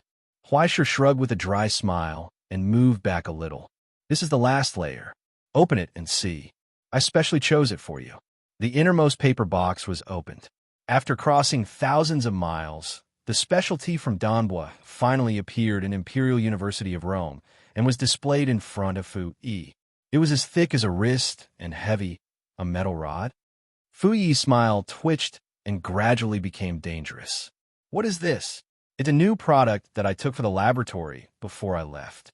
You can think of it as a new type of alloy. Its hardness and toughness are much better than similar products outside. It also has the characteristics of origin substances and can repair itself. Even if there's a crack, just pour some iron powder on it, and it will heal after a period of time." Fu Yi sighed. She raised her hand to interrupt him and asked bluntly, "So, what is this thing used for? To blow your dog's head off?" A teeth-grinding rod?" Huaisher shrunk his neck and explained, "Didn't you always complain about dogs randomly biting things? This can at least last for a few months." There was nothing he could do. He had left in too much of a hurry. He had originally planned to wait a little longer and prepare something better for Fu Yi's birthday. Now that he had suddenly arrived in Rome, he had no time to prepare at all. He also didn't want to go to a local specialty store and buy something to fool her. After thinking about it, only the products that he had participated in the research and production of were barely presentable. Origin substance mixed crystal alloy teeth-grinding rod. This was probably the toughest teeth-grinding rod in the world, right? Fu Yi lowered her head to look at the metal rod in her hand, then looked at Huaisher's face. She tried very hard to resist the urge to stuff this thing into his mouth. "This really is useful." She rubbed her throbbing forehead and casually placed this thing to the side. "You're a district head now. Can't you give me something to add to the atmosphere? I saw it on the news. The king of Donbua is so powerful, but in reality, it's completely different from what the news says." Huaisher shook his head and couldn't help but feel helpless. "Some of the news even made me blush when I saw it. It was completely overblown. I didn't even know I was that powerful. But I feel like you're at least more powerful than what the news says." Fu Yi thought for a moment, then said seriously, "More powerful than what those people think." When she said this, Fu Yi's expression became serious and happy. It was as if she believed from the bottom of her heart that everything he had created had irreplaceable value. Huaisher felt even more embarrassed. "Okay, don't sit here. Let's go." She got up and extended her hand to invite him. "It's rare for you to come here. Let me show you around the school. After all, you're so famous. I'll be very proud, too." "Huh? Could it be that I'm famous here?" "Of course, you have a lot of fans." Fu Yi nodded and couldn't help but glance at the husky playing in the lake in the distance. Her expression suddenly became subtle. The candidate for the mascot of the University of Rome, Huaisher. He was so popular. To Huaisher's surprise, the trip to the University of Rome was much calmer and more peaceful than he had imagined. There was nothing to disturb, and no untactful people came to interrupt. It was as if all the unpleasant scenes had been blocked. All that was left was a lazy time. Under the warm afternoon sun, they walked slowly along the path in the spacious school. Fu Yi introduced the areas and places here to Huaisher. They chatted casually, as if they were digesting food after a meal. "To the moon?" Fu Yi exclaimed. "That's amazing. It's not a good place." Huaisher sighed. "It's troublesome to come and go. There isn't even a bus. It's really not a good place to travel. After all, it's space." Fu Yi walked in front with her hands behind her back. Her footsteps were light. "Earlier, the school had an application for the lunar research base. I wanted to go, but I didn't apply. I was rejected at the first stage. I'm afraid that my major is too obscure. It's not suitable. I remember that you are in social psychology." Huaisher asked doubtfully. "Psychology is meaningless to go to the lunar laboratory. What were you thinking at the time? Why did you apply for this?" Fu Yi turned back and glanced at him as if she was angry. She told him, "Of course it's easy. That's really not your style." Huaisher never thought that a person like Fu Yi, who paid attention to results, results, and efficiency would apply for an illusory major like psychology. Management and economics were where her interests lay. He couldn't imagine Fu Yi being a caring sister and counseling patients. Maybe she would be so angry that she would hit patients who didn't follow the doctor's instructions. Correction, it's not psychology or sociology. Fu Yi emphasized again. It's Jungian theory. Thank you. Something like that. Why sure, a layman didn't know much. Jung? Wasn't that the historical researcher of sociology and psychology? Due to its special nature of not being able to be verified and replicated, it couldn't even be compiled and classified as a scholar. It didn't seem like the future was bright. If you think it's something like that, then it's something like that. Fui shook her head and gave up explaining the importance and practical use of Jung's theory to this guy who knew nothing about cultural subjects other than art, as well as the important role of archetype theory in the Silver Ocean. This kind of restricted major, which the Continuing Institute and Imperial University were in opposition to, didn't exist in the outside world from the beginning. It was natural that others didn't understand. But in the end, they were just students. Compared to those truly glorious things, those that truly turned the world around, it was not worth mentioning. There was nothing to show off. Along the way, it seemed that Fu Yi was quite popular here. There were often people who greeted her warmly and kindly. Some people would also rub two dogs running around in front of them and give them a hot dog or grilled sausage. Because they're running for mascot recently, many fans are actively canvassing for it. Fu Yi explained, according to this trend, it might be the official mascot of Imperial University next year. By the way, the gap between second place and third place was about as big as the gap between third and 10th place added together. Huaisher would definitely debut at Imperial University. Huaisher's eyes twitched when he heard this. Can't you change its name? I want to change it too, but it won't recognize other names. Fu Yi shrugged. It seems to like this name. If you don't believe me, you could try calling it. Isn't it a bit too much to let people call their own names to dogs? I think people who are so serious about dogs should also reflect on themselves. Fu Yi looked over with a faint smile. Huaisher didn't know why, but he suddenly had nothing to say. There was only silence. A soft wind blew from afar. Scattered sunlight fell through the gaps in the shade, shining on her cheeks and illuminating her smile, as if waiting for him to say something.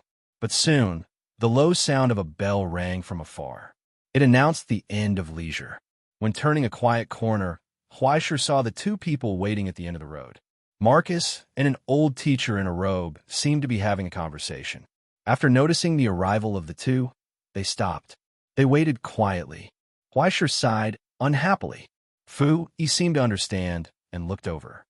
Is the lunch break over? Yes. He could sense the gazes from afar, quietly staring at the intruder on the campus, constantly reminding him of his identity. Sorry, he said. I probably have to go. It's okay. Fu Yi thought for a moment and smiled indifferently. Business is more important. Just remember to bring me some letters from the moon. After saying that, she emphasized again seriously. I will always be watching you. Don't forget. Don't worry, no problem. Huaisher patted his chest and promised. So she smiled, stood under the shade of the tree, nodded, and said goodbye. Then, I wish you a safe journey. Okay, goodbye. Huaisher waved his hand, picked up his backpack, and waved goodbye to her. After walking for a long time, he looked back and saw that she was still standing there, watching him leave. It made him feel lost. He walked out of the school gate, feeling a little melancholy and absent-minded. It seemed that he had neglected something and left something behind. But he thought for a long time, but he couldn't remember what he had forgotten. He could only look back and take one last look at the Empire University behind him. It wasn't until he was sure that the familiar figure could no longer be seen that he sighed softly and left with the rope. Chapter 829. Under the shade of the tree, the old woman who had just spoken to Marcus slowly retracted her gaze. She looked at the student beside her. The student was also looking at her with a curious expression, as if he didn't know what had happened, until she took the initiative to ask, Fu, I just discovered that there's an abnormality in the projection of the Silver Sea in Imperial University. Do you have any clues? Is there? Fu Yi blinked innocently. I didn't notice, teacher. The old professor was still smiling. If you trace it back, you can find traces. All right, the girl sighed. I'll just cut the line and order pizza. There's no need to be so alarmed, right? Just order pizza? The old professor looked in the direction where Huaishir had left with a faint smile. The surveillance cameras that were projected from afar were still maintained and did not relax in the slightest. Look, even the people from the Directorate of Defense were frightened. They thought that an old woman like me was up to something again. Sorry, teacher. It's nothing. These are still within my authority. Besides, I just ordered a pizza, right? The old man looked at her deeply. This is not a big deal, Fu. But as a teacher, I don't want you to squander your talents so easily. Any operation of the Silver Sea needs to be considered and weighed repeatedly. If it weren't for the unshakable determination of Pompey's destruction and the responsibility to bear the worst consequences, it would be impossible to touch the authority of this ruler. All careless interference will have unpredictable consequences. You should keep this in mind. I promise. Fui nodded and answered seriously. It was like the guarantee of every good student, reassuring. Then don't do it again. The old woman raised her hand and snapped her fingers. Invisible ripples spread from her fingertips, causing the faint fog that shrouded Imperial University to silently dissipate. There were no more traces of operation. Let's go, child. The afternoon class is about to begin. She glanced at the student behind her. What I'm going to teach you today is the analysis of the Throne Angel's prototype. As the bell in the distance dissipated, a new class began. I'm very sorry to interrupt your meeting with your friend. On the border express to the launch site, Marcus finally explained to Huaishir, who had a long face. But the visitors of the Preservation Institute have been urging us, and we can't do anything. Visitors? Huaishir subconsciously glanced at the wristwatch on his wrist. He still had a destruction elemental derivative in his pocket. It was indeed inappropriate for him to wander around Imperial University. Dombo had been so comfortable that he could go wherever he wanted to go that he had forgotten about it.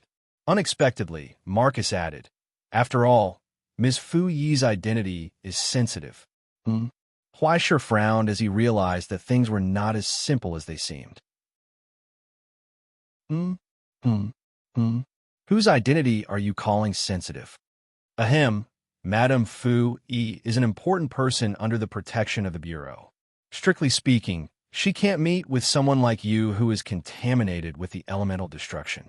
After all, it involves the protection of an important person. Wait a minute. Huaishir raised his hand. Can you start from the beginning?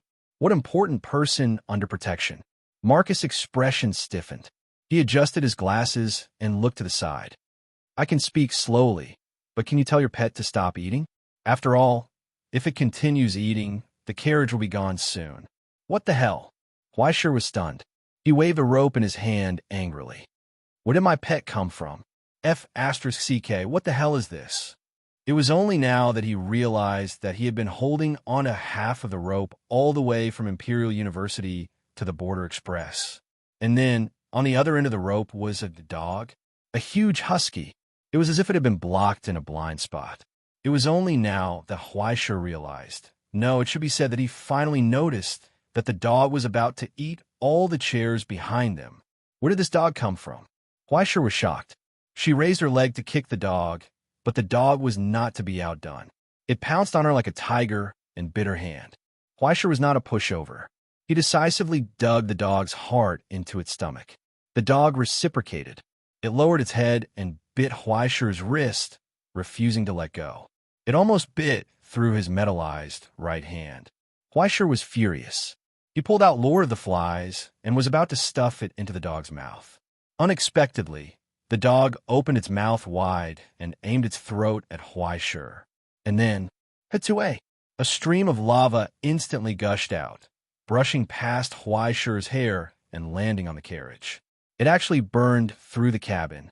This was a F***king weapon of mass destruction. How did it get through customs? Wait, I seem to be the one who brought it here. Huaishir's mind went blank. Only then did he remember that when he passed through customs, the inspector gave Huaishir a stamp, stroked his dog's head, and praised him. "Sir, your dog is really good." The dog's clearance permit was still nailed to his passport. Thinking of this, Huaishir's legs trembled. In other words, he had to be responsible for all the damage caused by this dog. Suddenly, a term that contained both topography and plants appeared in his mind 100,000 times. Why the F***CK did he bring this dog here from Imperial University? Seeing the dog open its mouth again, Huaishir's face suddenly changed. He rushed up and closed the dog's mouth, pinching it tightly and pressing it under its butt. On the opposite side, Marcus, who had witnessed this dragon and dog fight, was dumbfounded. He had never seen a person fight so fiercely with a dog. He could abuse a small animal in such a majestic manner. He was in awe. He almost wanted to clap his hands. This was the Prince of Paradise. He loved it. "This is a misunderstanding," Huaishir emphasized seriously. "This dog is not mine, really." I understand. Marcus promised. "I will keep it a secret, definitely. You have to believe in my professionalism." With his stupid dog interrupting, Huaishir didn't know how to ask about Fu Yi's situation. But looking at the stupid dog beside him that he had unknowingly brought from Imperial University to the train, he seemed to understand something. Could it be that Fu Yi's talent in the Night of the Witch could still be used outside? A psychic manipulator? She could even influence him unknowingly. Wasn't this a bit too much of a bug? For a moment, Huaishir's mind went blank. Only a lot of discordant words such as editor, X-system, magician, and so on jumped out uncontrollably. What kind of operation is this? He asked quietly in the Book of Destiny. Isn't this normal? Tangi asked in puzzlement. After all, it's the final masterpiece completed by that child, Chassel. It's not strange for her to have this little ability, right? Huaishir was numb. He was stunned for a long time, in disbelief. Are you talking about a dog or a human? Aren't humans and dogs the same? Tangi replied lazily. To be honest, the dog is a byproduct for her. This is all thanks to you. Me? Huaishir's eyes widened. What does this have to do with me? As an experimental subject, you are the winner of the Night of the Witch that ushered in the dawn. Without your help, Chassel couldn't have completed her work. Tangi said, "Don't you understand what her final creation was? It wasn't Bichimo's, nor was it the elemental transformation of the beast of eternal life and the rancher, but the cycle of that world itself. The consciousnesses of all the species gathered and formed a miniature silver sea in hell, a complete sandbox of reality. It has everything that the silver sea has. In other words, anything that works inside will also work outside. Even if the power inside couldn't be brought out, the experience, comprehension, and feelings were things that couldn't be forgotten after experiencing them once. Putting aside the fact that you're having fun all the way here, have you forgotten about your teammates' gains?" But she didn't become a sublimator. Yes, Tangi asked seriously. Isn't this the most precious thing? For the Silver Sea, all sublimators are unfilial children who want to run away from home after achieving a little. Obedient children like Fu Yi who willingly stay behind are few and far between. After losing the insignificant chance of ascension, her connection with the Silver Sea increased instead. And after having the experience of the convergence of endless consciousness and the experience of personally driving the operation of a unified consciousness, she is already one of the people in the world with the closest connection to the Silver Sea. Chassel single-handedly nurtured her into his most outstanding work, pouring his last bit of care into her, hoping that she would be able to comprehend something from the confusion of life. From the moment the Night of the Witch ended, her resume was uploaded to a higher level of power through the decision-making room, and she became a key target of protection. Her value is even higher than that of Yu Dongri, who has a complete resonance physique. How can a sublimator be compared to her? Indeed, she didn't have the talent to create, nor did she have the aptitude to destroy. This ability would only reveal its true value when it was used to maintain things. The original engravers of the Silencer stone tablet had already taken her into their attention and began a long period of observation and waiting. They hoped that one day she would be able to grow enough to take over the heavy responsibility from her ancestors. She would become the guardian of the Silver Sea. Group memes shielding super wide area consciousness interference, sealing of hell's knowledge, and even guiding the human subconscious through the Silver Sea.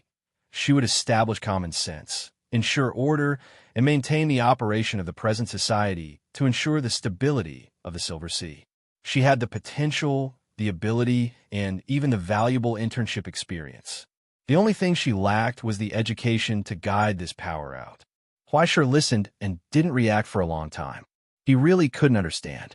Why was such an aptitude so precious, but someone would use it to stuff me with a dog? He pulled the dog's face in front of him with both hands, pulling the corners of its mouth and scrutinizing its sharp metal fangs. His expression twitched. The girl's laughter before she left rang in his ears again. "I will always pay attention to you," she said. "Don't forget." Thus, Huaishir came to a realization. He lowered his head and scrutinized the pair of ice-blue evil eyes, and his expression twitched. This was more than just paying attention. She might as well put a pair of eyes beside him. Was there such an advanced thing? But after he held the silly dog's head and scrutinized it for a long time, he couldn't see anything special about it, nor could he find any connection with Fu Yi. Huaishir thought about it seriously for a moment, then opened her mouth and asked tentatively, "What's the matter? Hello, are you there?" Chapter 830. Hello, are you there? The dog's answer was, "No, Hatue." It turned out that not only was there no one inside, but he was also sprayed by the dog's lava and almost disfigured. In anger, Huaishir simply tied up the dog's mouth several times. He really didn't understand where this thing learned from. Fortunately, the dog didn't cause any trouble for Huaishir other than chewing on iron objects. The only inconvenience was that it seemed to have made up its mind to be bound to him and never leave more than 3 steps away. Even when Huaishir went to the toilet, it would cling to the cubicle and look down. A pair of majestic dog eyes witnessed Huaishir's embarrassing appearance. Huaishir was so angry that he simply put an iron-on mask on it and welded it to death. By the time Huaishir got off the express train from the border, the entire carriage was almost completely eaten up by this thing. Huaishir stood at the door. She wanted to say something, but hesitated.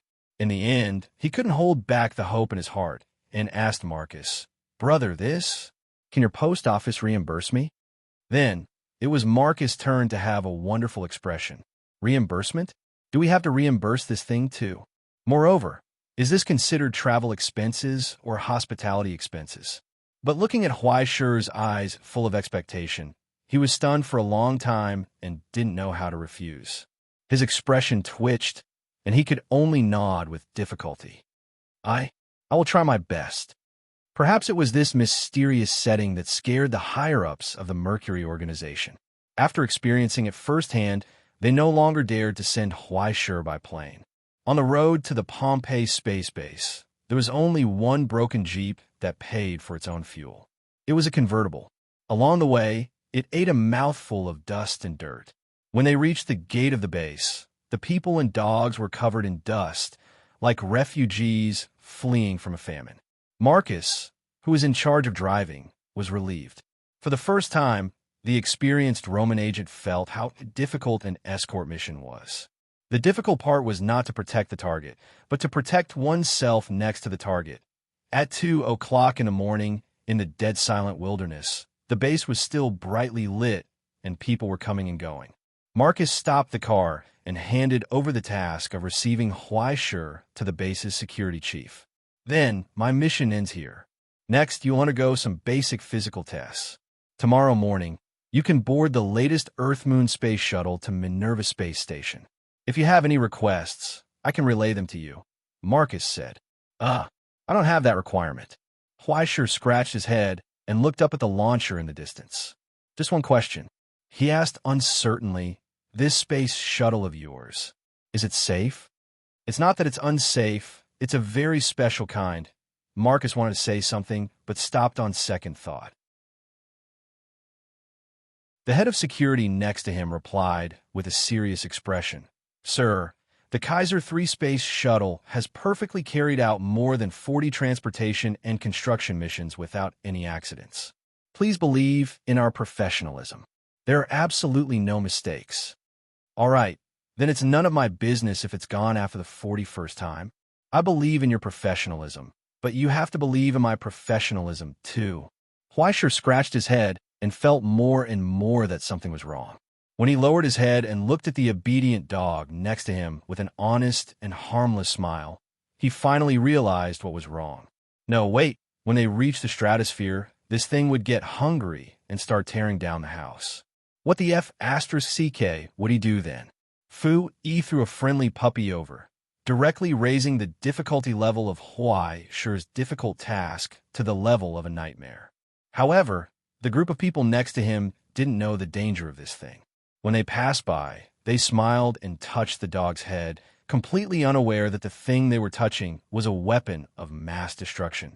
It could only be said that the disguise was too perfect. Miraculously, the strict safety test for the amount of toxins per milliliter in the blood actually passed this thing. Sir, your pet is quite healthy. It seems that it will have no problem accompanying you on this space trip. The doctor rubbed the dog's head and smiled. Oh, what a cute little thing. May I ask what its name is? Fleischer was expressionless and silent for a long time. You can call it Huai-Chi. Huai-Chi vegetarian dog. Kashimotoku? The doctor was enlightened. It sounds like an Angzhou name. Yeah, who said it wasn't? Fleischer curled the dog's teeth and said indifferently, This is probably a Shiba Inu. Shiba Inu isn't this color, right? It has a strange disease and lacks iron. Look, it's losing its color. Fleischer reached out and picked up the dog that had shrunk several times and was only as tall as his calf. He casually swung it twice. It's weak and sickly.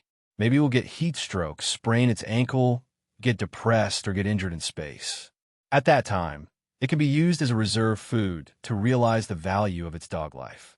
At an angle that the doctor couldn't see, the young Bichimos raised its head and stared at him with a pair of blue eyes, baring its teeth at him.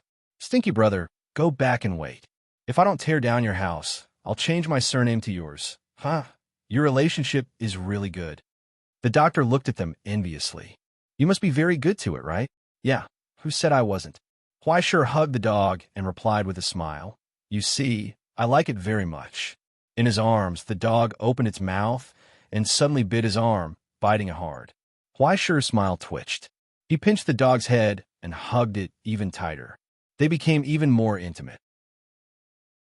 Such happy days would never end.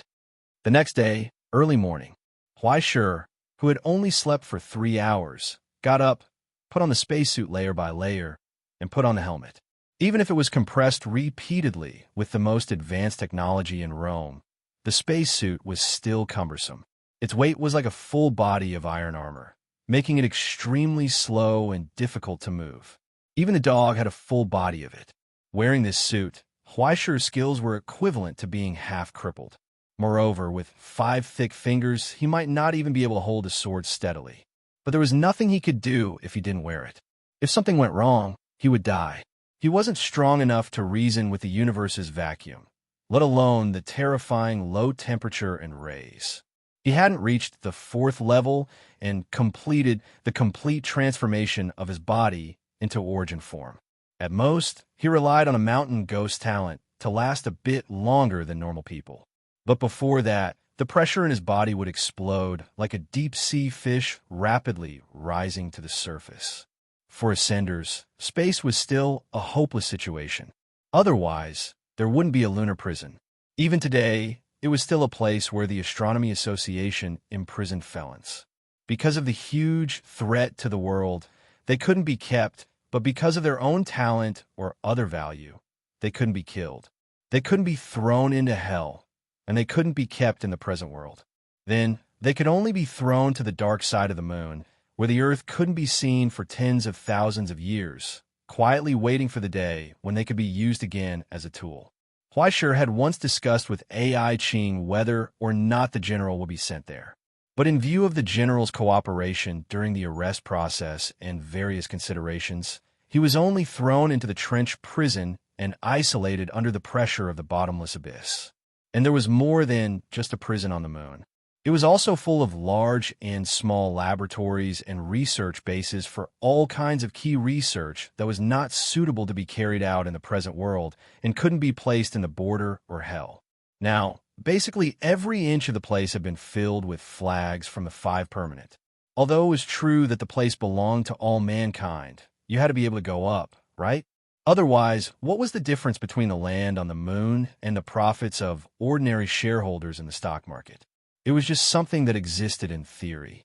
Now, at this moment, just outside Pompeii City, on the volcano, the launch pad set up in the crater of the volcano was a countdown from the launch center. The surrounding heat was rapidly gathering, causing the solidified lava in the crater of the volcano to begin to melt again, bursting into a blazing light. As early as at the beginning of the design of a launch base, this volcano was included in the consideration. Everything was to effectively use the law of conversion of geothermal heat to save fuel for the first stage, making the launch process more convenient. Now, Huaishir was sitting in the back seat, watching the operations of the pilots in front of him. After he looked away, he stared at the broken dog next to him. He was supervising it so that it didn't rush up to take a bite of whatever was delicious on the spaceship. The bulkhead was so thin. If it was chewed through, everyone would be finished. On the chair, specially prepared for transporting animals, the broken dog seemed to not understand what was happening at all. It bent down, raised its hind legs, and swung and rotated like a tornado, trying to scratch its itchy ears through the helmet. There was only the sound of a clapping sound echoing in the countdown. The moment the number 0 appeared, Huaishir's vision went black. He felt hundreds of his own weight being exerted on his body, almost embedded in the chair. With the loud sound of the jet, the terrifying acceleration began. Countless noises converged from all directions. The sound of the engine trembling, the sound of the fuel tumbling, the faint vibration when the heat-resistant tiles gradually cracked and burned red, and even the low sound of every piece of iron and screw bursting out. They converged in one place, turned into a tide, and passed into Huaishir's hands through the protective suit. It made his perceptive eyes appear like invisible eyes, spreading out along with the touch of objects. He felt the billowing air waves when the air was ignited and the roaring sound of the hurricane. His consciousness was running on the steel, looking down, and he felt the earth was rapidly moving away. At that moment, Huaishir opened his eyes. Through the complicated steel structure, he caught a glimpse of the blue sky in front of him, and even the original darkness of the universe behind him. Between the dusky heaven and earth, behind the thick layers of clouds, in the oppressive leaden darkness, a burning red light suddenly appeared, igniting the darkness.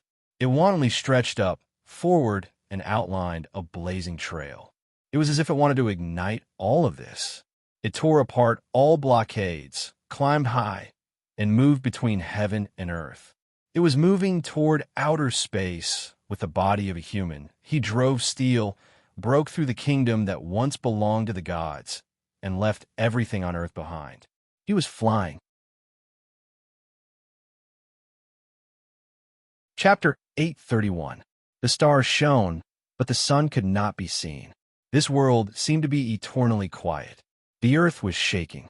Countless dust particles were lifted up silently, reflecting the light of the fire as they danced silently in the darkness. Above the huge building, white fog formed by countless air leaks quickly spewed out and flew into the vacuum, causing a terrible cold to enter the room.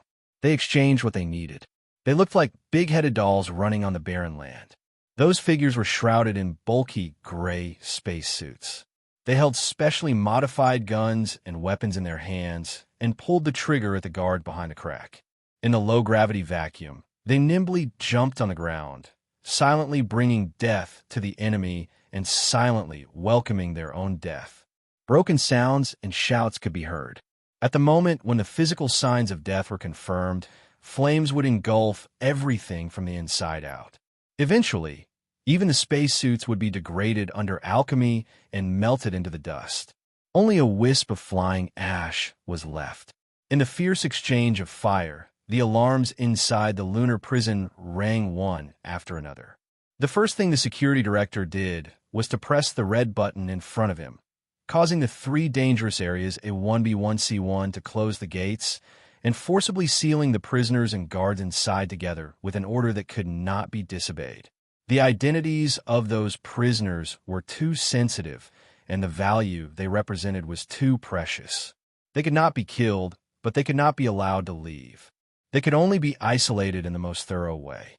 Once the alarm was sounded, everything inside would instantly freeze into a piece of foam that spewed out. Before that, everyone would fall into a deep sleep. Whether physically or spiritually, everything would be stagnant. Under low-temperature sleep, their bodies could last for more than 72 hours. The frozen foam would maintain a hardness greater than steel and connect with the entire bottom layer of the prison. Unless the entire lunar prison was blown up, no one would be able to take anything from it. The only liquid that could dissolve this substance was kept in the present world in London. The moment the button was pressed, the search and rescue team would begin to prepare to set off. If they could not arrive in 72 hours, all the prisoners and staff inside would face death. But even if the value was buried in the eternal cold soil of the lunar surface, no one would be allowed to take it away. But now, the foam that spewed out was not able to cover everything. In the main control room, the head of security raised his eyes and saw that the pale foam in the B1 layer was rapidly dissolving. In the end, only white ash was left. Instead, they sealed off the entrance and cut off all reinforcements. In the underground detention facility, an endless stream of invaders appeared in front of the camera and killed all who stood in their way. They were prepared for all kinds of defensive measures. This was a long-planned prison break. Ignoring the more precious targets on both sides, they stepped forward and walked straight to the edge of the corridor without any hesitation. He used the most violent method to break the external force field, and then skillfully used the myriad dissolving agent to melt the iron door in front of him. Let the prisoners, who are bound by layers, emerge from the darkness. Asterisk, asterisk, asterisk, asterisk, 1-8771, the old man, with thinning hair, was imprisoned in the restraints that made him look like a mental patient. He raised his head and grinned mockingly at the surveillance camera. Saliva dripped from the corners of his open lips, but his teeth were covered in a layer of crystal-like radiance. Faint symbols appeared. Without the attacker's help, the shackles on his body were easily removed. It was as if he was shaking off dust. He regained his freedom. Just like that, he casually walked out of the cage that had imprisoned him for 30 years. He stretched his back in satisfaction, turned around, and said something to the invader. Then he saw a pitch-black handgun being raised. It was aimed at his forehead. The old man was stunned for a moment. He could not see the attacker's expression behind the pitch-black mask, and he did not say anything. He just coldly pulled the trigger and broke the bowl of life, causing the scarlet blood in the skull to splash out. The old man fell to the ground in a daze. Until he died, his face was blank. Then, the leader of the attackers aimed the gun at the old man's head, heart, and other vital points and pulled the trigger again and again. Until the bullets were empty, he confirmed that the old man's remaining breath was cut off. The cursed bullets instantly contaminated all the source substances, causing the soul to shatter and decay. In the end, the attacker reloaded a new magazine, turned the muzzle, and aimed it at his subordinates. One by one, the traces of their movements were erased. In the end, he was the only one left. In front of the surveillance camera, he burned into a pile of black ash from the inside out. The attack ended in an instant. They did not think about taking the prisoner from inside, nor did they think about how to withdraw from inside. After erasing all traces, including themselves, only a tragic result was left. Before the internal guards were dispatched, everything was over. Just as Huaishur arrived at the Mitra space station, in the outer layer of the lunar prison, the Alpha Zone, prisoner number B1-8771, the Grand Master Publius Augustus, stopped breathing. Harming the 3 great blockades, violating 16 taboos of the Stonecolm Institution, committing hundreds of crimes, and causing the deaths of tens of thousands of people, Alchemist was suddenly met with death after struggling at death's door for 30 years. And on the space station thousands of miles above the ground, Huaisher leaned in front of the window, looking down at the rising flames in the dark, and could not help but exclaim in admiration, "Wow, you people from the moon are really romantic. You even set off fireworks during the holidays?" 30 minutes ago, on the Mitra space station, the Earth-Moon Space Research Base in Rome, in the circular gravity simulation area, Huaisher met the station master, a middle-aged scholar who did not smile much. As the host, he invited this rare visitor for dinner, the standard liquid food of the space station. In accordance with the commission of the Helios workshop, in an hour, we will send you to the ground station when we pass the area around the Kepler crater. After that, you will set off with the alchemists of the Stoneforge Institute. If you need any help, please do not hesitate to ask. As long as I have enough to eat and drink. Huaisher sucked on the paste-like food in the bag and stared at the dark space and the moon that were constantly rotating outside the porthole. But I have a question that I don't understand. Was it always so troublesome to go to Helios before? Do we have to travel so far? No.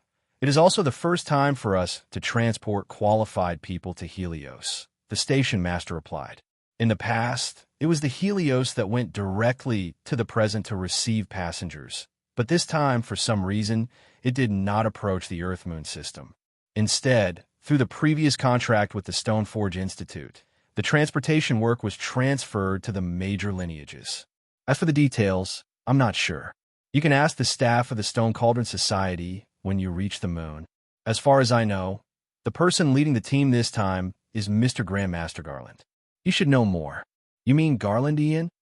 Huaisher's movements paused for a moment, somewhat unexpected. Grandmaster Garland, the oldest and most influential alchemist in the present world, was a senior member of the Stoneforge Institute and was also a pillar of the academic world. He deserved to be called the pinnacle of transformation studies in alchemy. Even Grandmaster Mikhail was several generations behind him. Before Mikhail's teacher joined the Institute, Mr. Garland was already a Grandmaster. Because of his lofty status, alchemists respectfully called him Garlandian. Almost all the existing alchemists had come into contact with and learned from this old man's theories and techniques. So far, no one had been able to reach the same height as him. This suddenly put a lot of pressure on Huaisher. To have such a famous person lead the team, the difficulty of Helios's commission this time was probably not ordinary. For a metal alchemist like Huaisher, who could only rely on his soul ability in addition to his power as a forger, he might not even be able to get in line to carry a bag next to Garlandian. For a moment, he felt a headache coming on. With such a big shot around, it would not be good to fish in troubled waters. Huaisher pinched his chin and fell in a deep thought. He was already thinking about the reflection crystals on Helios. If there was really no other way, he was afraid that he could only do what Russell said and do it. They were all teachers from the Ivory Tower. Could it be that Russell could touch the crystals on your car, but Paige could not? Just as he was contemplating his big plan of breaking the law, he heard a disturbance in the rotating gravity cabin. Countless people rushed out from the corners, valiant and high-spirited. A high-pitched voice sounded. It was as if someone had blown a heavy horn in space. There was the sound of drums from the broadcast. Everyone was roaring excitedly.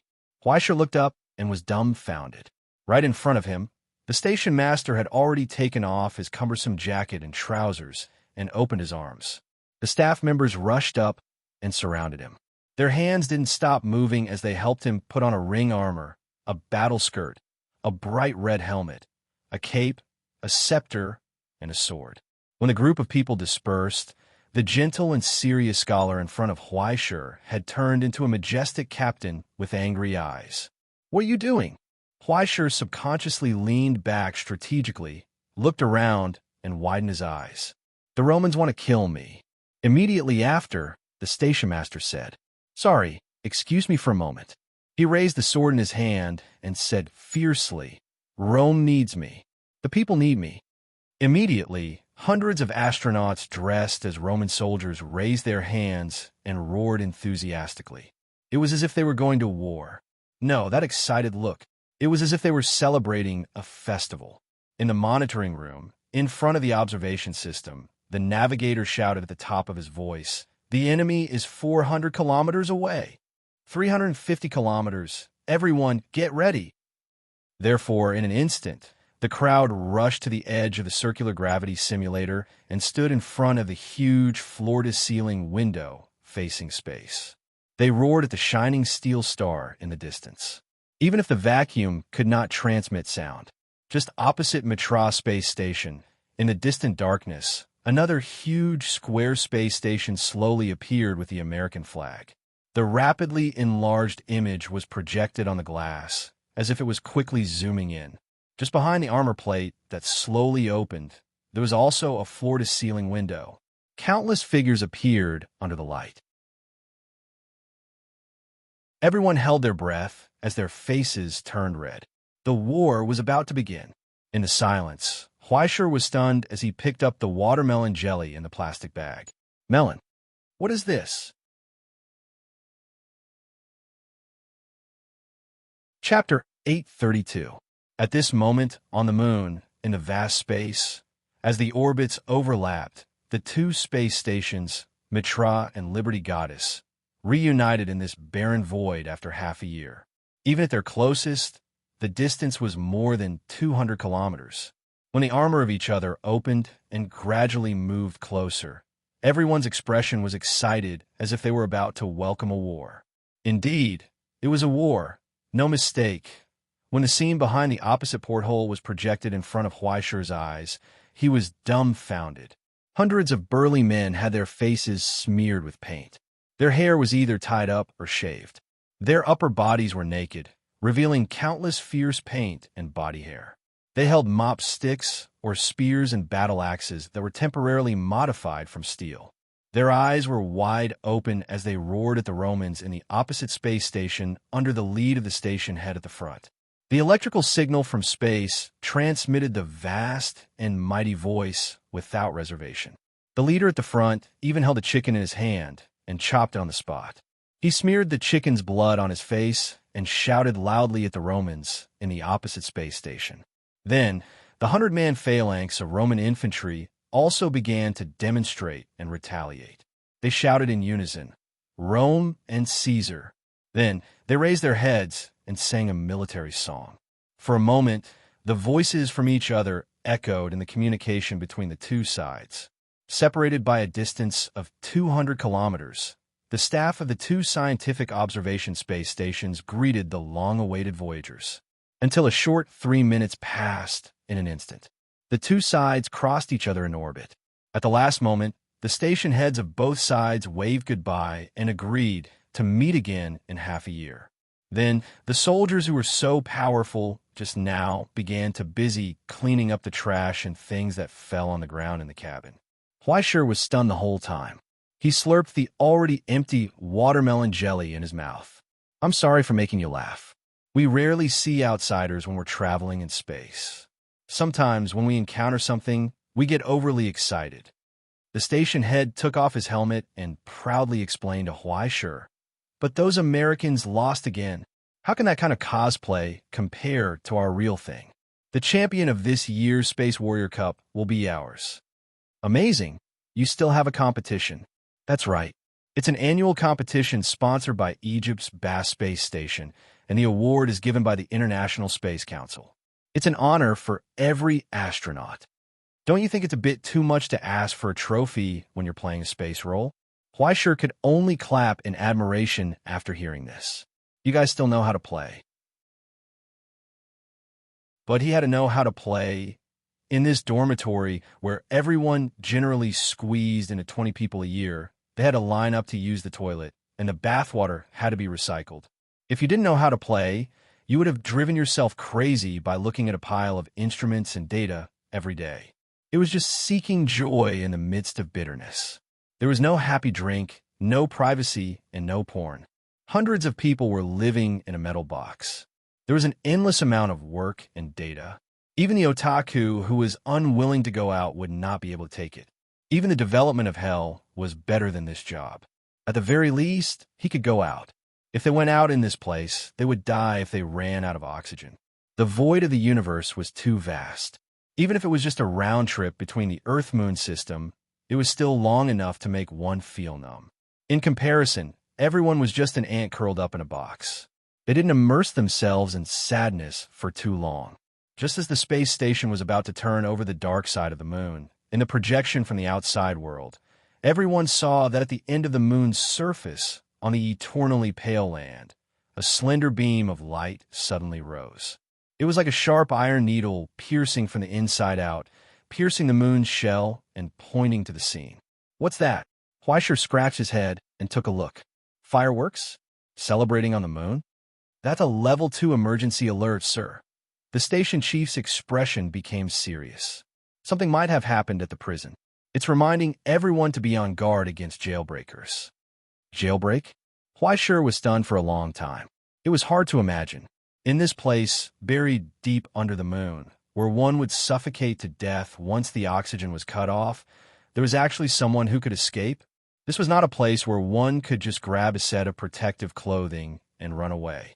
Ignoring the heavy internal defense, just the harsh situation on the outside was enough to make any jailbreakers feel despair. The uninhabited area of thousands of kilometers was enough to trap all jailbreakers. Hypothermia, death; suffocation, death; starvation, death, and the nearest supply station was 2,100 kilometers away. The mathematicians used precise calculations to ensure the monthly supply, down to every mouthful of starch and every screw.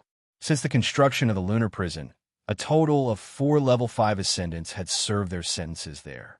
There were also countless scholars and alchemists, and even creators and grandmasters. Not a single person was able to leave.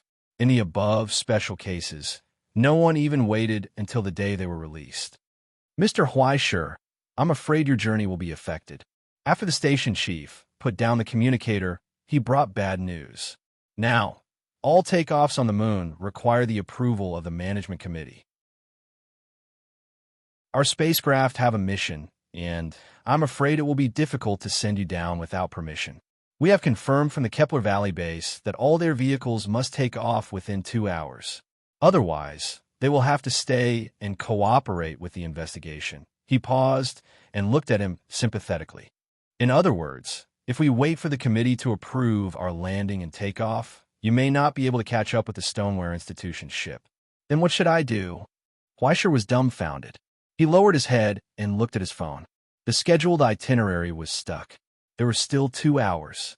It should have been enough time for Fleischer to land, pass the verification, and meet up with the Stoneware Institution's people to leave calmly.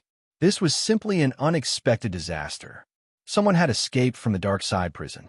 With a flap of his little wings, all the takeoffs and landings on the moon were disrupted. Kepler Base's ship was allowed to take off because the Stoneware Institution's reputation was big enough. Moreover, they were almost on the other side of the moon. The jailbreakers would not be able to cross such a long distance in a short time. That's the problem." The station chief's expression became awkward. "Although the spacecraft can't take off and land, we have an airdrop chamber for drones to sample." He coughed dryly and said apologetically, "If you don't mind, you can actually make do with it." This suggestion was actually not very reliable. If Fleischer was not a famous ascendant, he probably would not have even mentioned it. This was no different from putting a person into a torpedo and launching it.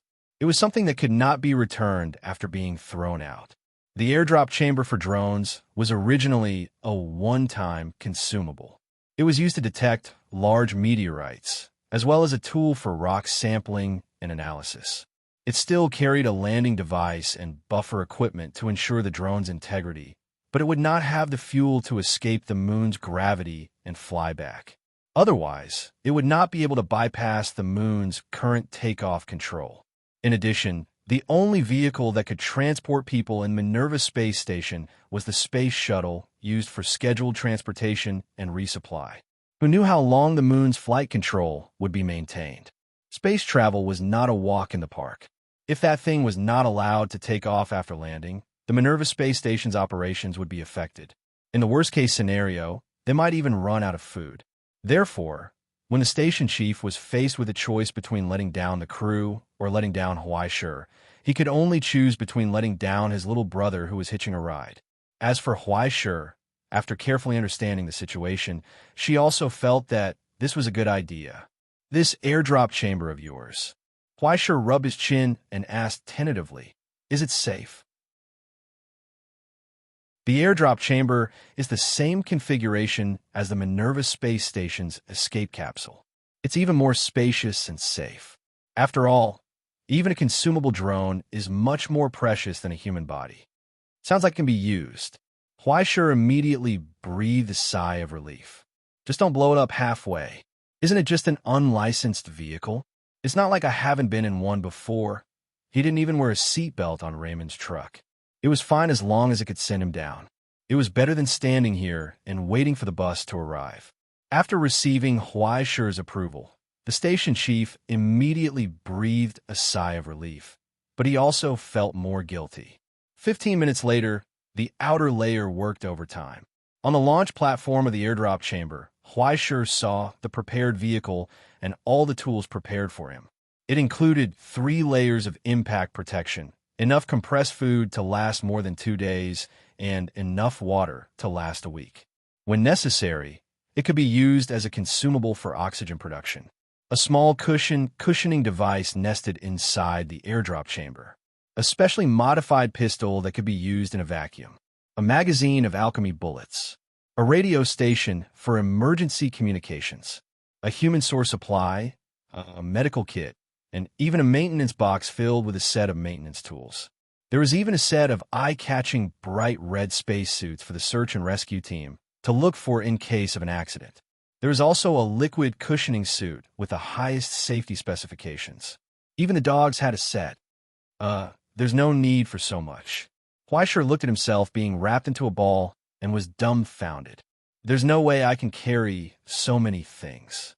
If you can't carry them, just leave them where they are. Isn't littering prohibited on the moon? It's fine. We'll pay for the subsequent recovery and cleanup work, the station chief said straightforwardly. These are all necessary reserves. Seeing their serious and careful expressions, Huai Shi even began to wonder if these people were more nervous than he was.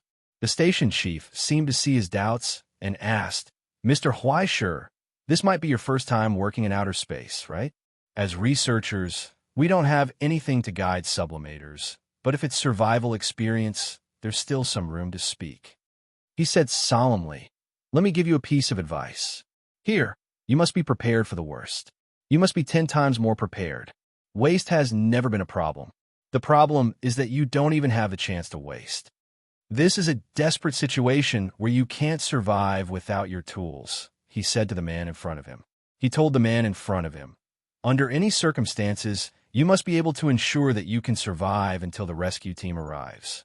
Just like that, he tightened the belt on Huai Shi's body and hung the pistol in the outer backpack.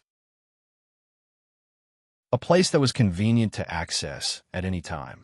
After the third inspection of the airdrop chamber, the station chief took a step back and waved goodbye to Huai Shi.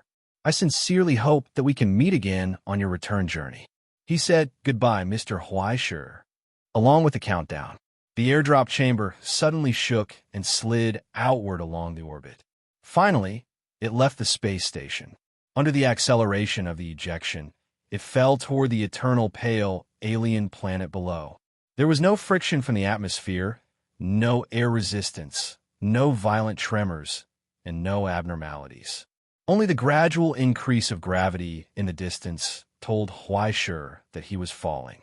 It was at that moment that his vision went black and he felt a chill. A premonition of death burst forth. Because in the dark universe in the distance, an icy glow lit up. It was like a star was striking.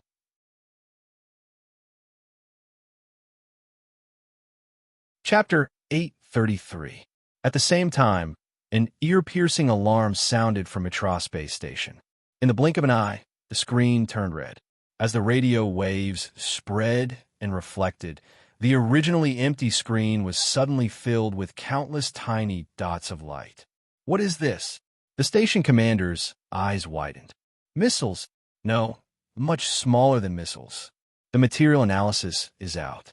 Weight, iron, nickel, and silicon, The observer glanced at the report on the top right, in disbelief. This is a meteorite? A small meteorite cluster. In that instant, the entire Mitra space station shook violently. The B4 solar array lost its signal. Then, the recirculation chamber's alarm sounded. Before that, the emergency evacuation program had already been activated. Countless people ran in a hurry. The station commander turned back and roared with all his might. Force field. Where's the force field generator? Because of the airborne ejection, it's temporarily shut down. The operator's face was pale. It's still warming up. Commander, 5 seconds, just 5 seconds. 5 seconds. Who knew what would happen in 5 seconds? And the most important question now was, what about the airborne chamber? On the screen, Mitra's server had already calculated the meteorite cluster's orbit and size. It was no different from other meteorites. After being captured by the moon's gravity, it was approaching the moon. It was estimated that after one round, it would fall into the Qinghai region. But the question was, why didn't the radar alert them before? Only when it was 5 kilometers away did it react. 5 kilometers to the people on Earth was very far, but to the reaction time in space, it was close at hand, imminent. Mitra Space Station was just at the edge of the meteorite cluster's orbit, and the airborne chamber was being thrown down. In an instant, the server finished calculating. The airborne chamber was now blocking the meteorite cluster's path. Mr. Huaishir, can you hear me? Please reply. The station commander pulled at the communicator and kept repeating, Emergency, please immediately activate the auxiliary propulsion engine. Please immediately evade. No one replied. The station commander turned back and looked at the communications manager. The manager shook his head. There's radio interference during the descent. We can't do anything remotely. In a violent tremor, the entire circular space station was like a lotus leaf in the rain, constantly shaking. Countless solar arrays fell off and flew silently in the dark vacuum. It was like the scales of an Ouroboros. Soon, under the scholar's control, a transparent layer of repulsive force shielded the space station, causing dazzling light spots and ripples to burst out in the void. That was the impact of iron and stone. We need to increase our altitude. Mitra Space Station is too big of a target. The observer turned back and reported, Sir, we need to avoid danger. The station master was silent for a moment before he closed his eyes with difficulty. On his chest, there was a sacred emblem of Mercury. She prayed that Huaishir was safe and sound. At that moment, the 16 engine nozzles burst into flames at the same time, pushing the Mercury space station toward a higher orbit. More meteorite showers had already rushed into the orbit of the moon. Under the surveillance of the camera, the airborne pod was shaking violently. Suddenly, a ball of fire burst out. The world was spinning. Huaishir's vision went black, and then he felt a violent tremor. It was as if someone had suddenly punched him. That kind of illusory pain came from within his body. It was not an illusion, but a resonance from Supreme. When the premonition of death first appeared, he even thought that the Romans wanted to blow him up on the airborne pod. But as the resonance and Supreme spread, the entire pod was within his perception, and he felt an endless stream of impact on the pod. In the ear-piercing alarm, his eyes were flashing scarlet. His eyes were bleeding. It was as if he was floating in the dark space, being attacked by countless enemies. There was no need for a huge body to collide. The accumulated energy from the long journey in space was enough to destroy everything with small meteorites. Even a meteorite the size of a pinky joint would cause irreparable damage to the pod. But what the F*CK was this? Huaishir could not even bring himself and his dog. What the hell? What was going on? Why was there a problem all of a sudden? Wasn't there nothing happening during the journey? Could it be that Mitra Space Station's luck was too thick to kill, but the production date of the pod was not too good, and the 8 characters were not hard enough? How small was the probability of encountering such a SH*TTY thing? It should be noted that more than 99% of the universe outside of Earth, which could even extend to tens or hundreds of decimal places, did not have any matter. In the vast void of the universe, an airborne pod encountered a group of meteorites? The probability was even more exaggerated than winning the lottery 10 times in a row. This was under the premise that no one could ever win the first prize in the sports lottery. But what was going on now? Thankfully, amidst the countless radio waves, he heard a vague voice from the space station. "Please speak. Assist." Engine. Without caring about following the instruction manual, Huaisher raised his hand and smashed the only button beside him. But it was useless. At the same time, the entire pod shook again. Huaisher's blood instantly rushed to his head, and the pod cover above his head disappeared in an instant. It was as if a knife had cut open a tragic gap. Under the impact of another meteorite, the pod was severely damaged, and then the entire shuttle-shaped pod spun violently. The alarm of the operating program sounded again in the channel. It was as if a fighter jet had stalled. Huaisher did not know what professional terms to use, but the moment his heart sank to the bottom, he heard Tanguy sigh. In an instant, hope was reignited. "Tanguy, save me." "Idiot, what's the use of calling me now?" Tanguy became more and more helpless. "I don't know how to operate this thing." "Then why are you sighing?" "I'm just waiting to see when you'll remember." Tanguy sighed softly. Huaisher was about to die from anxiety. "Remember what?" Tanguy rolled her eyes. "Of course, remember that Osiris's main control intelligence is in your trouser pocket." At that moment, Huaisher felt as if he had been granted amnesty. He frantically fumbled around the outermost saddlebag and pulled out the impatient Lord of the Flies. "Don't pull a dream. Give me a hand." Petue scumbag. In the Book of Steel, Beelzebub spat. When he used it, he called it Little Sweetheart. When he didn't use it, he stuffed it into his trouser pocket. He even King cut off the Wi-Fi. Even so, Beelzebub did not have time to dawdle at this critical moment. The moment the Book of Steel appeared, it disintegrated on its own. Countless cables and plugs flew out from the pages of the book, piercing into every corner of the entire airdrop cabin. In less than a second, the entire system was under control. Then, it frantically extracted Huaisher's origin substance and replenished it. After forcefully repairing and awakening the engine system, it spewed out blazing flames. Amidst the countless flying meteorites, the capsule, which was like a withered flower, suddenly shook. The engine started, and a huge thrust burst out of nowhere. It quickly pushed Huaisher toward the ground. However, under the impact of countless meteorites, the capsule's outer shell kept peeling off. Sparks flew as it spun violently. Even though it escaped from the front track, under the attack of the aftershocks, it was still difficult to control its trajectory. In the end, it was too late. The conditions were limited. If this was a space shuttle, Beelzebub could drive it and drift among the meteorites. However, a capsule with limited fuel really did not have much room to display his skills. He could only barely maintain it. At that moment, Huaisher saw the moon's surface through the crack at the top. It was like an illusion, as if he saw ripples spreading in the sea. Deep waves appeared in the eternal silvery white. Then, countless grayish-white motes rose into the air, pulled and gathered by an invisible force. In the end, it actually formed a huge lifelike palm. Its 5 fingers spread out as if it was wearing a ring. It aimed at the capsule from afar. The 5 fingers drew in the air, leaving a trace of origin substance. It was an alchemy array that instantly unfolded. In an instant, an invisible gravitational force burst out, pulling the capsule towards its palm. Meanwhile, rays of light flew out from its slightly spinning pinky. Against gravity, they flew into space, shattering the large meteorites that were rushing towards the capsule.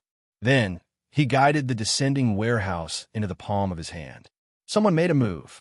However, as the distance between the two got closer and closer, Huaisher did not even have time to breathe a sigh of relief before he saw a meteorite flying from the side hit the tip of its index finger, causing the finger to instantly twist and break.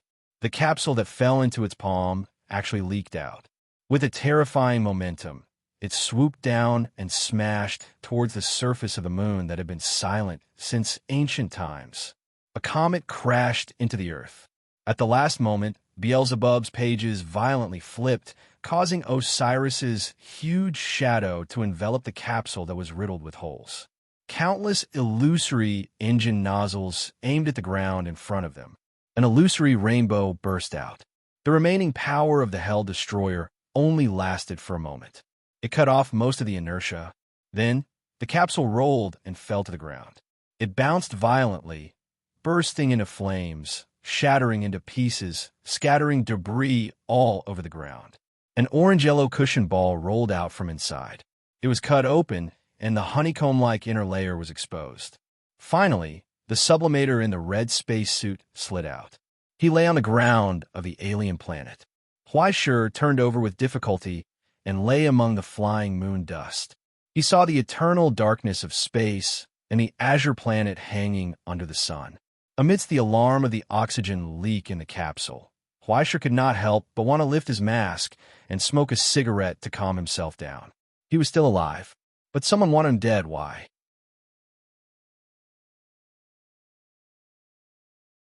Chapter 834. Don't panic. At this moment, Huaishur was lying on the moon, looking up at Earth and talking to himself.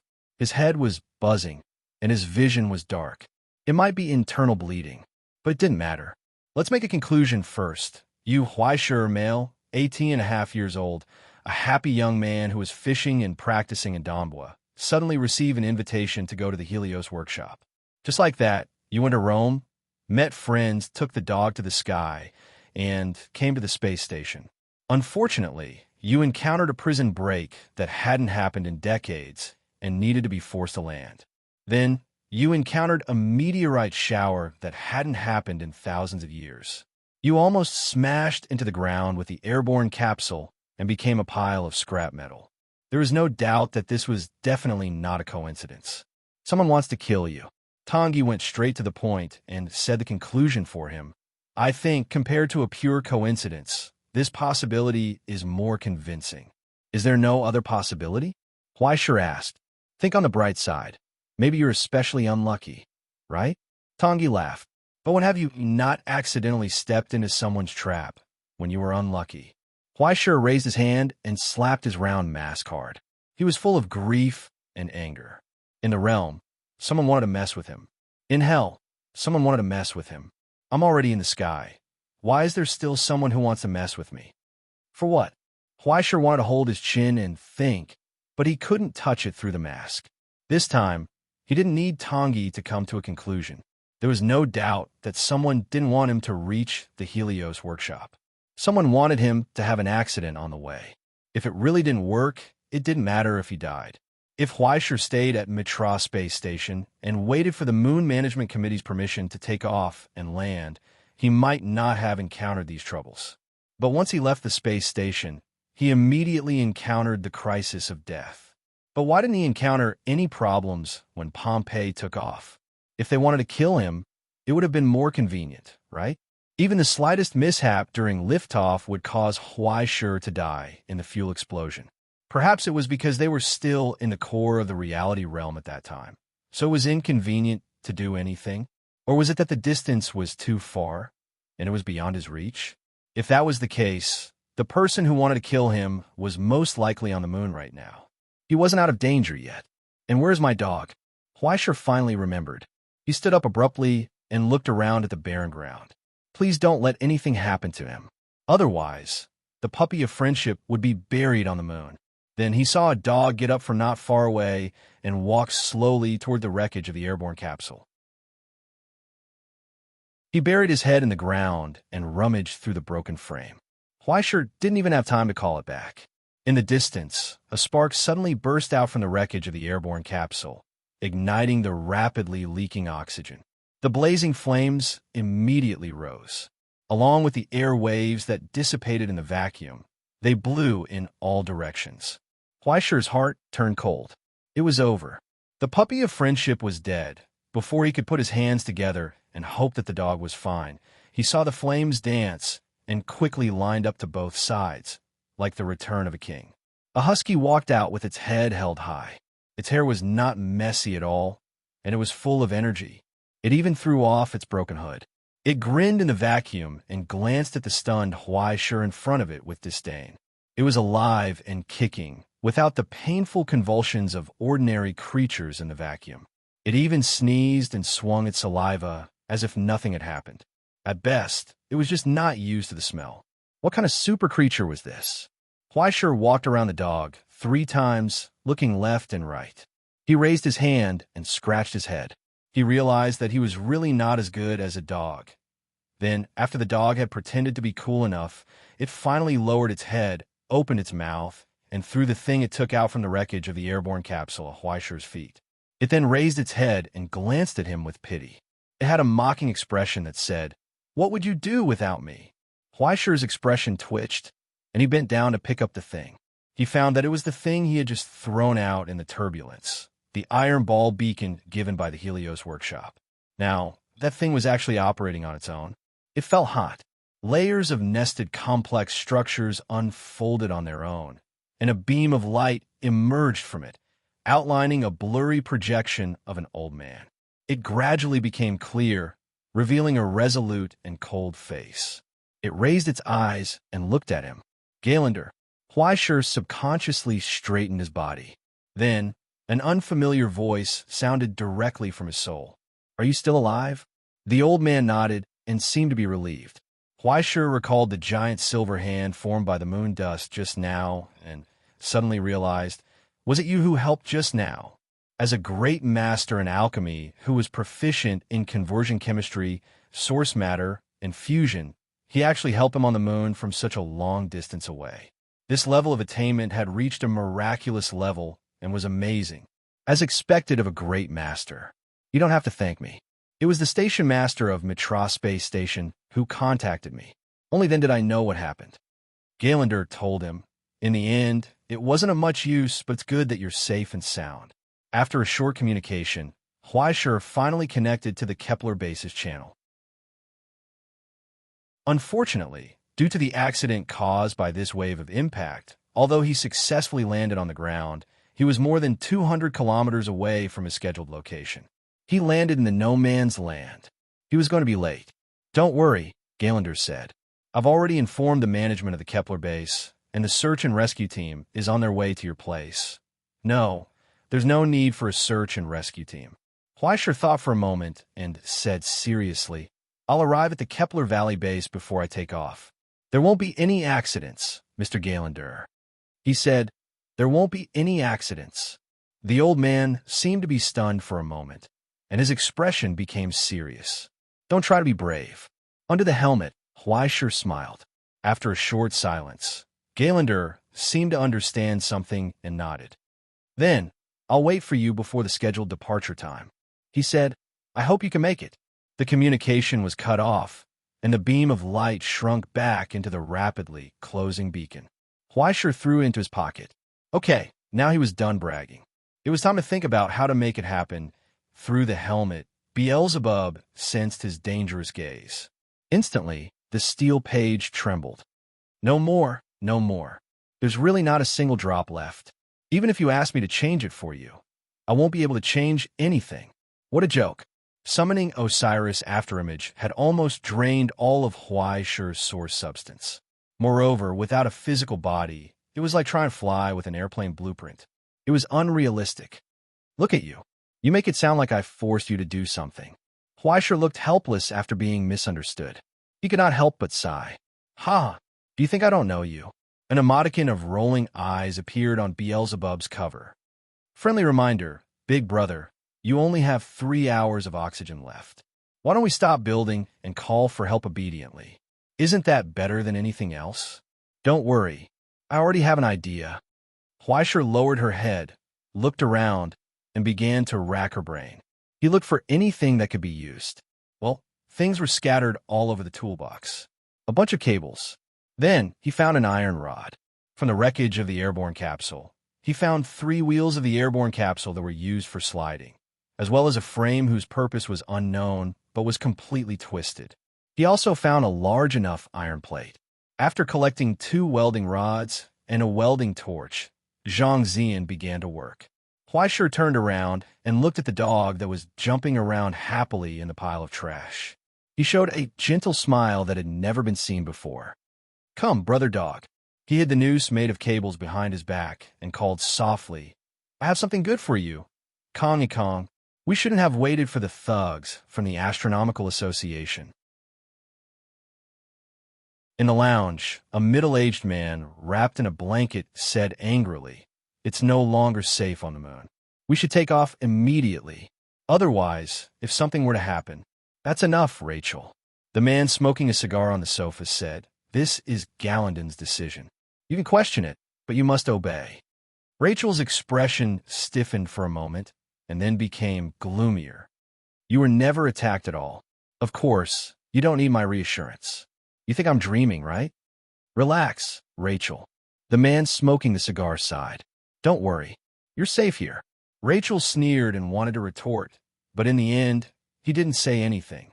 After muttering something in a low voice, he closed his eyes. There was no more blood seeping out of the bandage on his abdomen. Behind him, the door of the operating room was still lit with a red light. Emergency surgery was in progress. In addition to Huaishur, a total of 6 alchemists were attacked by unknown forces. There were 2 survivors. Earthquakes, air leaks, poisons, and even meteorites. Everything seemed to be an accident. Other than that, on the way here, the others more or less encountered abnormal events. It was as if everyone was cursed. Everyone had met with an accident. And what was disturbing was that the more profound the alchemist's attainment was, the more dangerous the accidents they encountered were, including the one who was right in the middle of it, Grand Master Gallandon. Just outside the lounge, in a separate isolation room, a terrifying high temperature overflowed, turning it into a furnace. The rapidly operating dialysis machine couldn't get rid of the high heat. It was almost burned to ashes, but the skeleton was maintained by a miracle and didn't disappear. After filtering drop by drop of hot blood, it was transmitted back to the old body. Leaning on the chair, Gallandon lowered his eyes. It was as if he was asleep. Only the lava-like blood flowed silently.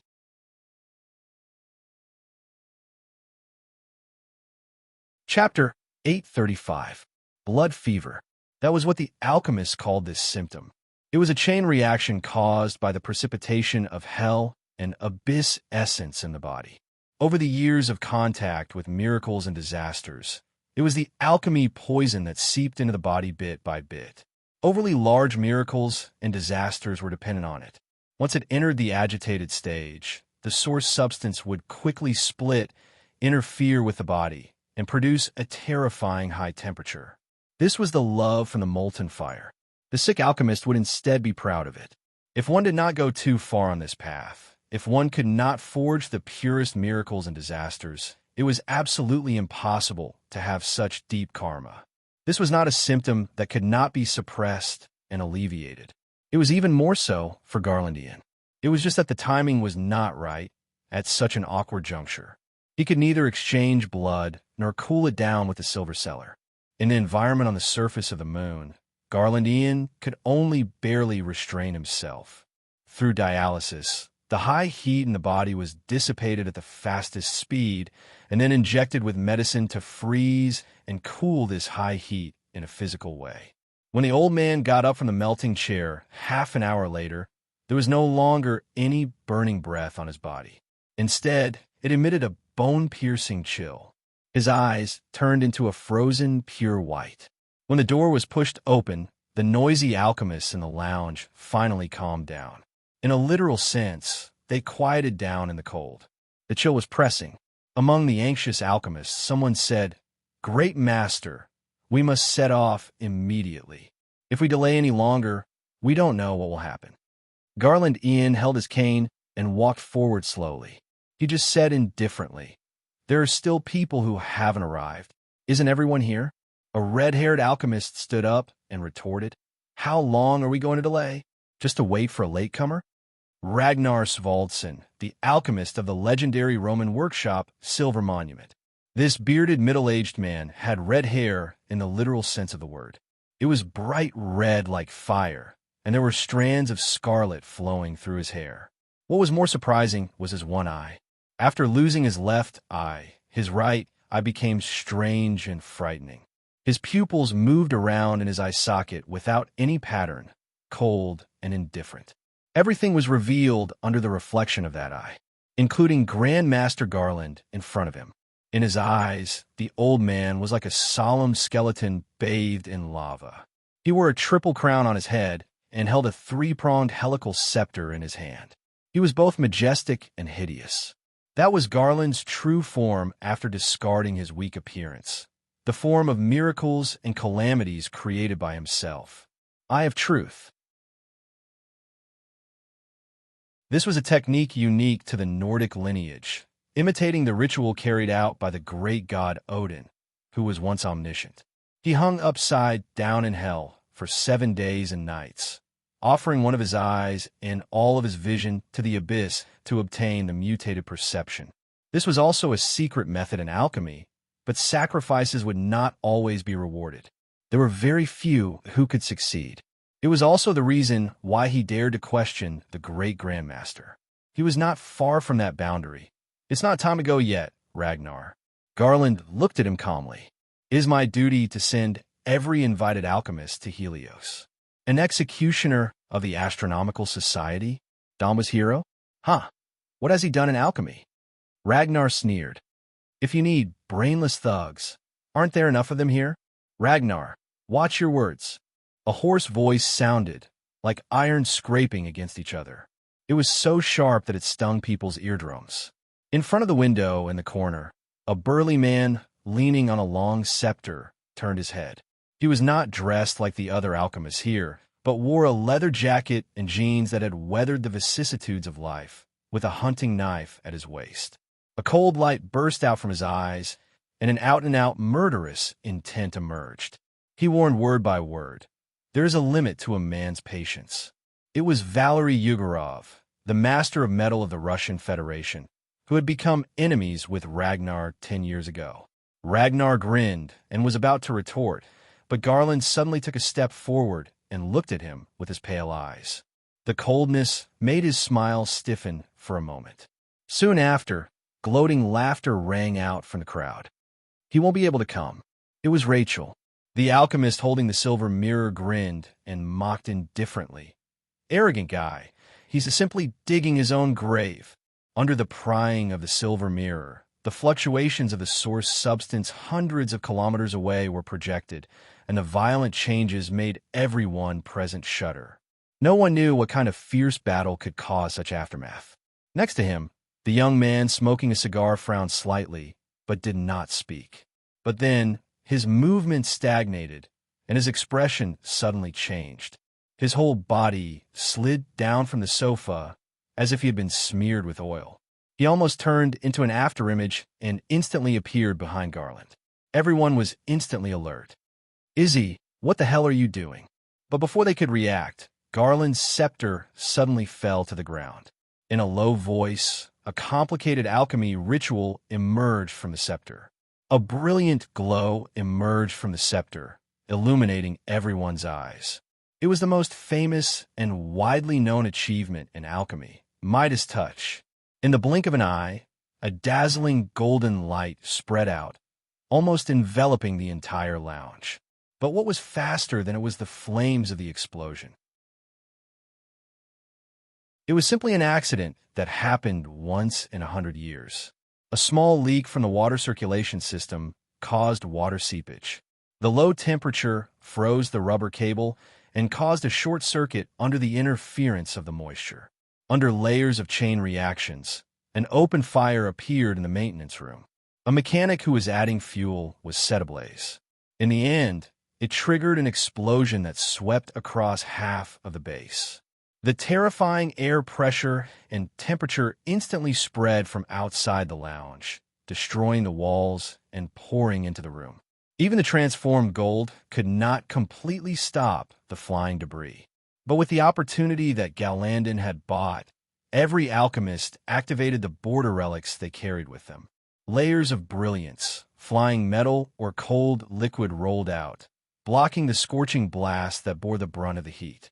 But the loud sound of the explosion and the whine of the deck breaking mixed together. In the blink of an eye, the outermost deck of the lounge was torn into pieces. The vacuum endlessly sucked the thin air, forming a storm and pulling everyone out of the room along with the flames. The terrible low temperature, suffocation, and even the change in air pressure struck. Several alchemists rolled on the ground. Before they could get up, they sprawled in the moon dust, vomiting blood with difficulty. The sun is the father, the moon is the mother, the wind gives birth, the earth sustains. A low chant echoed in the rapidly thinning air. Then, the symbols of the four elements emerged and intertwined. On the surface of the moon, under the reflection of the sun, the blowing of the wind, and the dancing moon dust, alchemy was completed in an instant from Garland's hands. An invisible blessing spread from beneath his feet, instantly enveloping most of the research base that was burning and exploding, bringing them precious oxygen and protection. A blessing was bestowed. Until now, there were still some who did not realize what had happened to them. Everyone was battered and exhausted. Only Izzy, who had the most agile reaction, was unscathed and even had a cigar in his mouth. It was only after he brushed away the ashes that had fallen on his collar that he showed a look of lingering fear. There were also some who were coughing blood violently under the drastic change in air pressure, even losing consciousness. Because work on the moon was full of danger, there was a comprehensive system of precautions and remedies. Soon, under the organization of the base's researchers, the search and rescue team began to quickly search for survivors. Several alchemists who had lost consciousness were sent to the temporarily modified operation vehicle for surgery. The rest of the people also changed into spacesuits. Except for the Grandmaster, all were wrapped in thick protective clothing. Even so, accidents continue to happen. There was a hole in Ragnar's spacesuit, and Valerie's spacesuit was hit by the explosion and released pure oxygen. If it had not been carefully checked, it would have been completely undiscovered. The ashen-faced station master repeatedly assured everyone that he had checked it. He had also personally led the routine safety inspection yesterday, and there was no problem at all. Except for the grumpy Ragnar, who was still angrily rebuking, the others' expressions suddenly became gloomy. There was no doubt that this was a curse. A calamity-level curse. A curse for all the alchemists present. Sorry, I can't stand it anymore. I quit. A younger alchemist took a few steps back and said with a pale face, I will pay the price for violating the contract, but I can't stand such an inexplicable thing happening to me. With that, he took out a relic from the border from his material bag. Although his heart ached, he still gritted his teeth and handed it over. But Galandon did not accept it. The price for violating the contract will be paid by the Stone Cauldron Society. It is the Stone Cauldron Society's responsibility that this happened. Galandon glanced at him and said solemnly, But is it okay to transfer your qualification? The young man nodded. Soon, Galandon nodded, took the token from his hand, and handed it to a disciple behind him. The person who quit hurriedly left. If anyone else wants to quit, I won't stop them. The conditions are the same as before, Galandon said. Anyone else? It's almost time for takeoff. This is your last chance. In the end, a total of 4 people quit, and these 4 people's places were replaced by Galandon's disciples. The number of 30 people was not reduced, but the atmosphere was visibly gloomy. Standing on the cold surface of the moon, staring at the flames that kept coming out and extinguishing in the wreckage in front of them, everyone's face was gloomy and uncertain.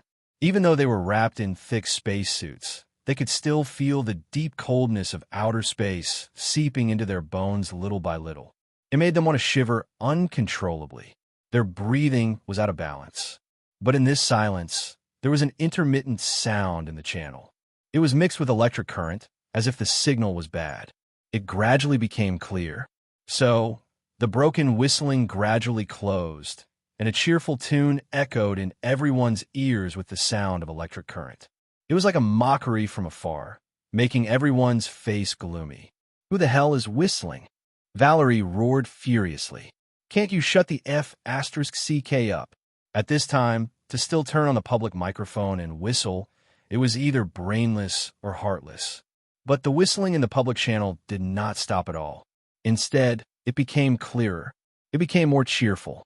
It was full of peace and joy, as if they felt happiness from the bottom of their hearts. In between the whistling, there were even people singing happily. Ding, ding, dong. Ding, ding, dong. Bell, ding, dong. How happy we are. We are sitting on the sleigh. In the dead silence, only the sound of singing echoed. Everyone looked at each other and looked around. Finally, they noticed the figure that was gradually enlarging and appearing on the horizon in the distance. Countless silver-white moon dust flew up under the impact, as if it had turned into snowflakes, floating in the low-gravity vacuum. It was so beautiful. Under the pull of a huge dog-like creature, the rope made of twisted cables was pulled taut, and the rough sleigh rolled forward at an incredible speed. It was like a train galloping on the surface of the moon, loaded with heavy gifts. The bright red figure sitting on the front of the sleigh was happily singing.